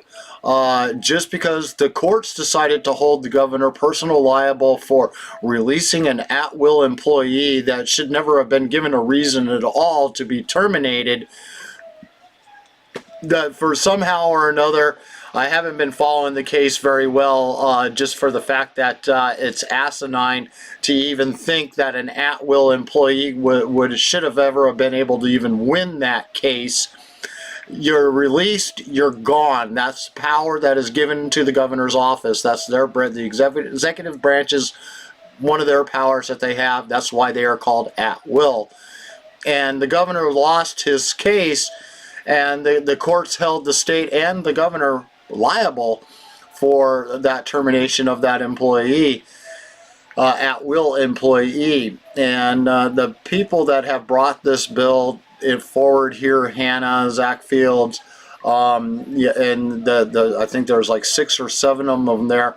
They all work for the ex-governor Walker and his campaign. This is all a politically motivated staged event for them here right now.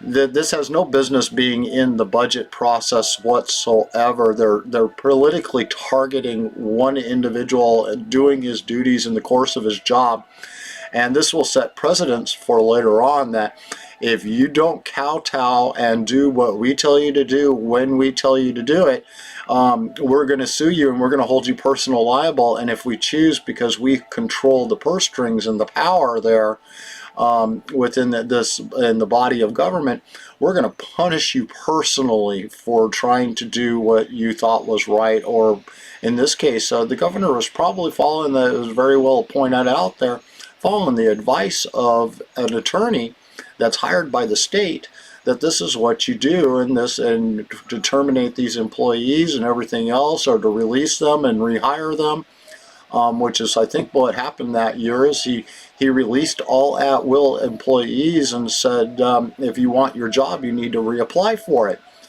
And several of them decided that they didn't want to do that, and they were let go. Was a big part of the crunch going on there.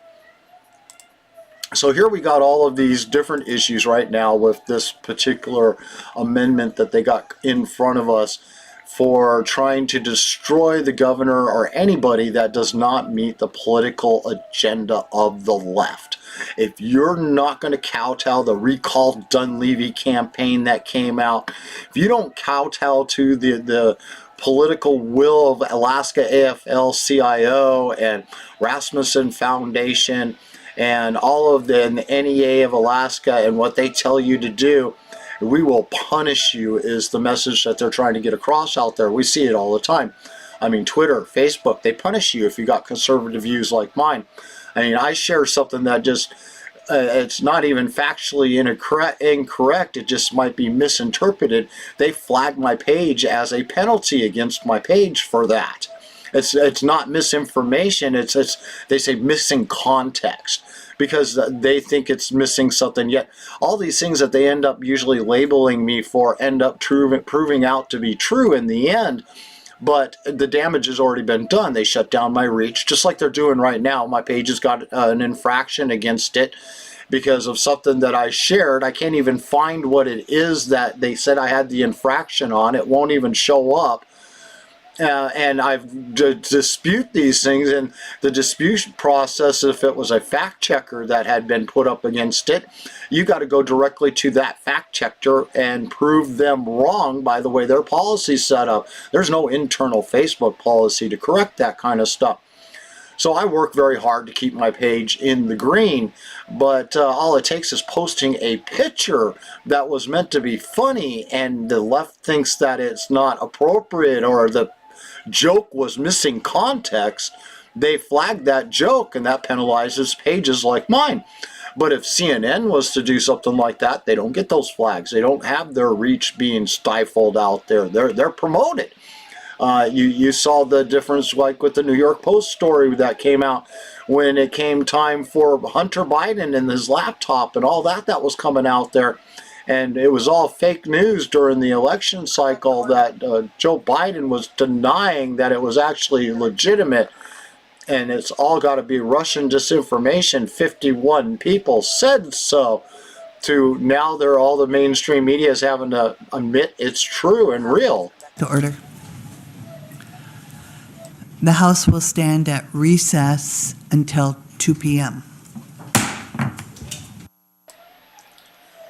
Okay, they are done until 2 p.m. today, and just like all the other days before this, I have to go to work.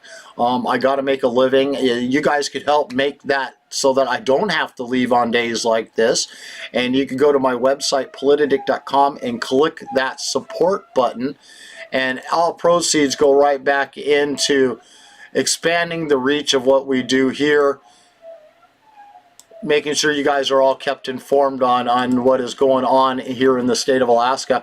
And I'm doing my best to get back into politics. I made a lot of promises, and as of Monday of this week, I did get back full time back into politics again. And I need your support to be able to keep it going. It costs a lot of money to fill that gas tank to get to and from events to make sure I can be there to live stream. This is going to be an extremely important year to be out there, getting into where the campaigns are at and talking with the different people that are running for Congress and state and local Senate and House seats, and our Senate seat to replace Lisa Murkowski, and all of these other issues that are coming up out there. I mean, look at what just happened in Anchorage. Are we all surprised, even in the least, that that the incumbents are winning the elections there, those on the assembly and those on the school board? They did not replace the agenda that is going on there. I mean, CRT was passed in the schools last year. And so now here's an opportunity to help change that and get a little bit of control back in, but people didn't get out and vote, didn't put in enough votes out there. But the incumbents who had hundreds of thousands of dollars flooded into their campaigns, they did extremely well. Well, when you got Alaska AFL and other union members, Ship Creek Group, and you got the far left that are in control. I mean, Rasmuson Foundation was a big local funder for their campaigns this year. Any surprise? I mean, when all these hundreds of millions of dollars coming in from state, capital and from the local and federal government directly passing through to places like the Alaska Unions, Alaska AFL-CIO, and Rasmuson Foundation and NEA of Alaska. They're all receiving money on all three levels. And it's no wonder that they're the biggest voices out there, because they're the ones that are financing all of these assembly seats and the school board seats and making sure that they get people in the Alaska Senate. We see them here today every time they try to reduce just $2 million of that $57 million bonus that they gave them. It was rejected and stopped. Just $2 million of the 57 turned it to $55 million, and the money was going to something good. It was to be able to help fight cases like the Sturgis case that fought our opening up our rivers. We have free use. We're Alaskans. We should be allowed to be able to do that kind of stuff. Really interesting to watch. So if you have not caught up on anything today, I was able to keep up pretty much every time they went at ease, be able to give a little bit of ad-lib to what the bills that they were currently talking about. Go watch the entire thing if you're interested in today's subjects. They did hit a lot of things that should need to be addressed and are ignored. I'm really disappointed with the Republican minority there in the House tabling all of their bills so that they can get along. We got to play along to get along. We want to be out of here in 90 days. They're dreaming. It's going to be 120 days before they get out of there, and they know it. So what do we do next? The best thing you can do is get out there and help your favorite candidates run in their campaigns. Do a little bit of door knocking for them, envelope folding, phone calling. Maybe give them a donation, $5. The same thing that I'm asking for help for is I need help too. I need your support. And go onto my website, politidic.com, and click that support button. Helps me get one step closer to being able to help get the word out for all these different people. I'm looking to try to get scheduled here real soon an interview with Bob Lyons, for running for Congress, and see who else that I can get lined up out there who wants to come in. I know Hunky Lee has been chomping at the bit here recently, asking me to sit down and have another one with him. I'm wanting to get that done, and any of the other 51 Congress that are running for Congress out there would like to sit down and do one-on-one interviews, uncut, unfiltered. I am here. Get a hold of me, and I'm easy to reach. It's politidic@politidic.com for the email address, and the website is politidic.com. And click that support button. All proceeds goes right back into doing this. Right now, it pays for the website. It pays for the restreaming services that you can watch this on Twitter, YouTube, here on Facebook at both Politidic and Politidic Unfiltered. Politidic Unfiltered was set up to do nothing more than videos, so when I go live, that's all that page does, and that way I can keep it so that it doesn't get any red flags against it and stop its reach. But it's got to grow to reach people, so go over there and like that page. You'll never miss a notification when I go live, unlike here on Politidic, which they always try to censor me down. They don't like my reach. They don't like the people that are interacting with me, because we are against big government. We want control of it brought back down on the local level again, and we need your help to be able to do that. Some of the things that I'm looking forward to here real recently is watching this bill get squashed once it gets over to the Senate. But since it goes to the Senate Finance first, I don't see that happening. I see the Senate Finance incorporating all of these billions and billions of surplus tax revenue that was added into this budget being added into theirs, and so this $7 billion budget, don't expect it to get any smaller. I expect it to actually get larger in the Senate and be well over $7 billion. They got to spend that $3.5 billion surplus that they have sitting there as fast as they can. They did that with forward funding K through 12. They took $1.2 billion of it directly out of it to forward fund that. They took another $57 million for a bonus to K through 12 for this year, another $15 million for the University of Alaska, $5 million more for public media. I mean, the list is endless how they spent that $3.5 billion. And this is on top of them still using the POMV draw to take another $4 billion out of that. And they're justifying spending all of the tax revenue as paying the permanent fund dividend and the stimulus, and the POMV draw is paying for the early education and other stuff that I just got done naming off to you there. Really sad and disgusting, the political games they continue to play down there. Again, like and share this video. It's you guys out there making sure that folks in Alaska are keeping informed and on top of what the politics that are going on down there in Juneau. I do appreciate you all being here today, and hopefully I'll have someone around to be able to start up the 2 o'clock show for you all. Again, thank you all for being here, and like and share.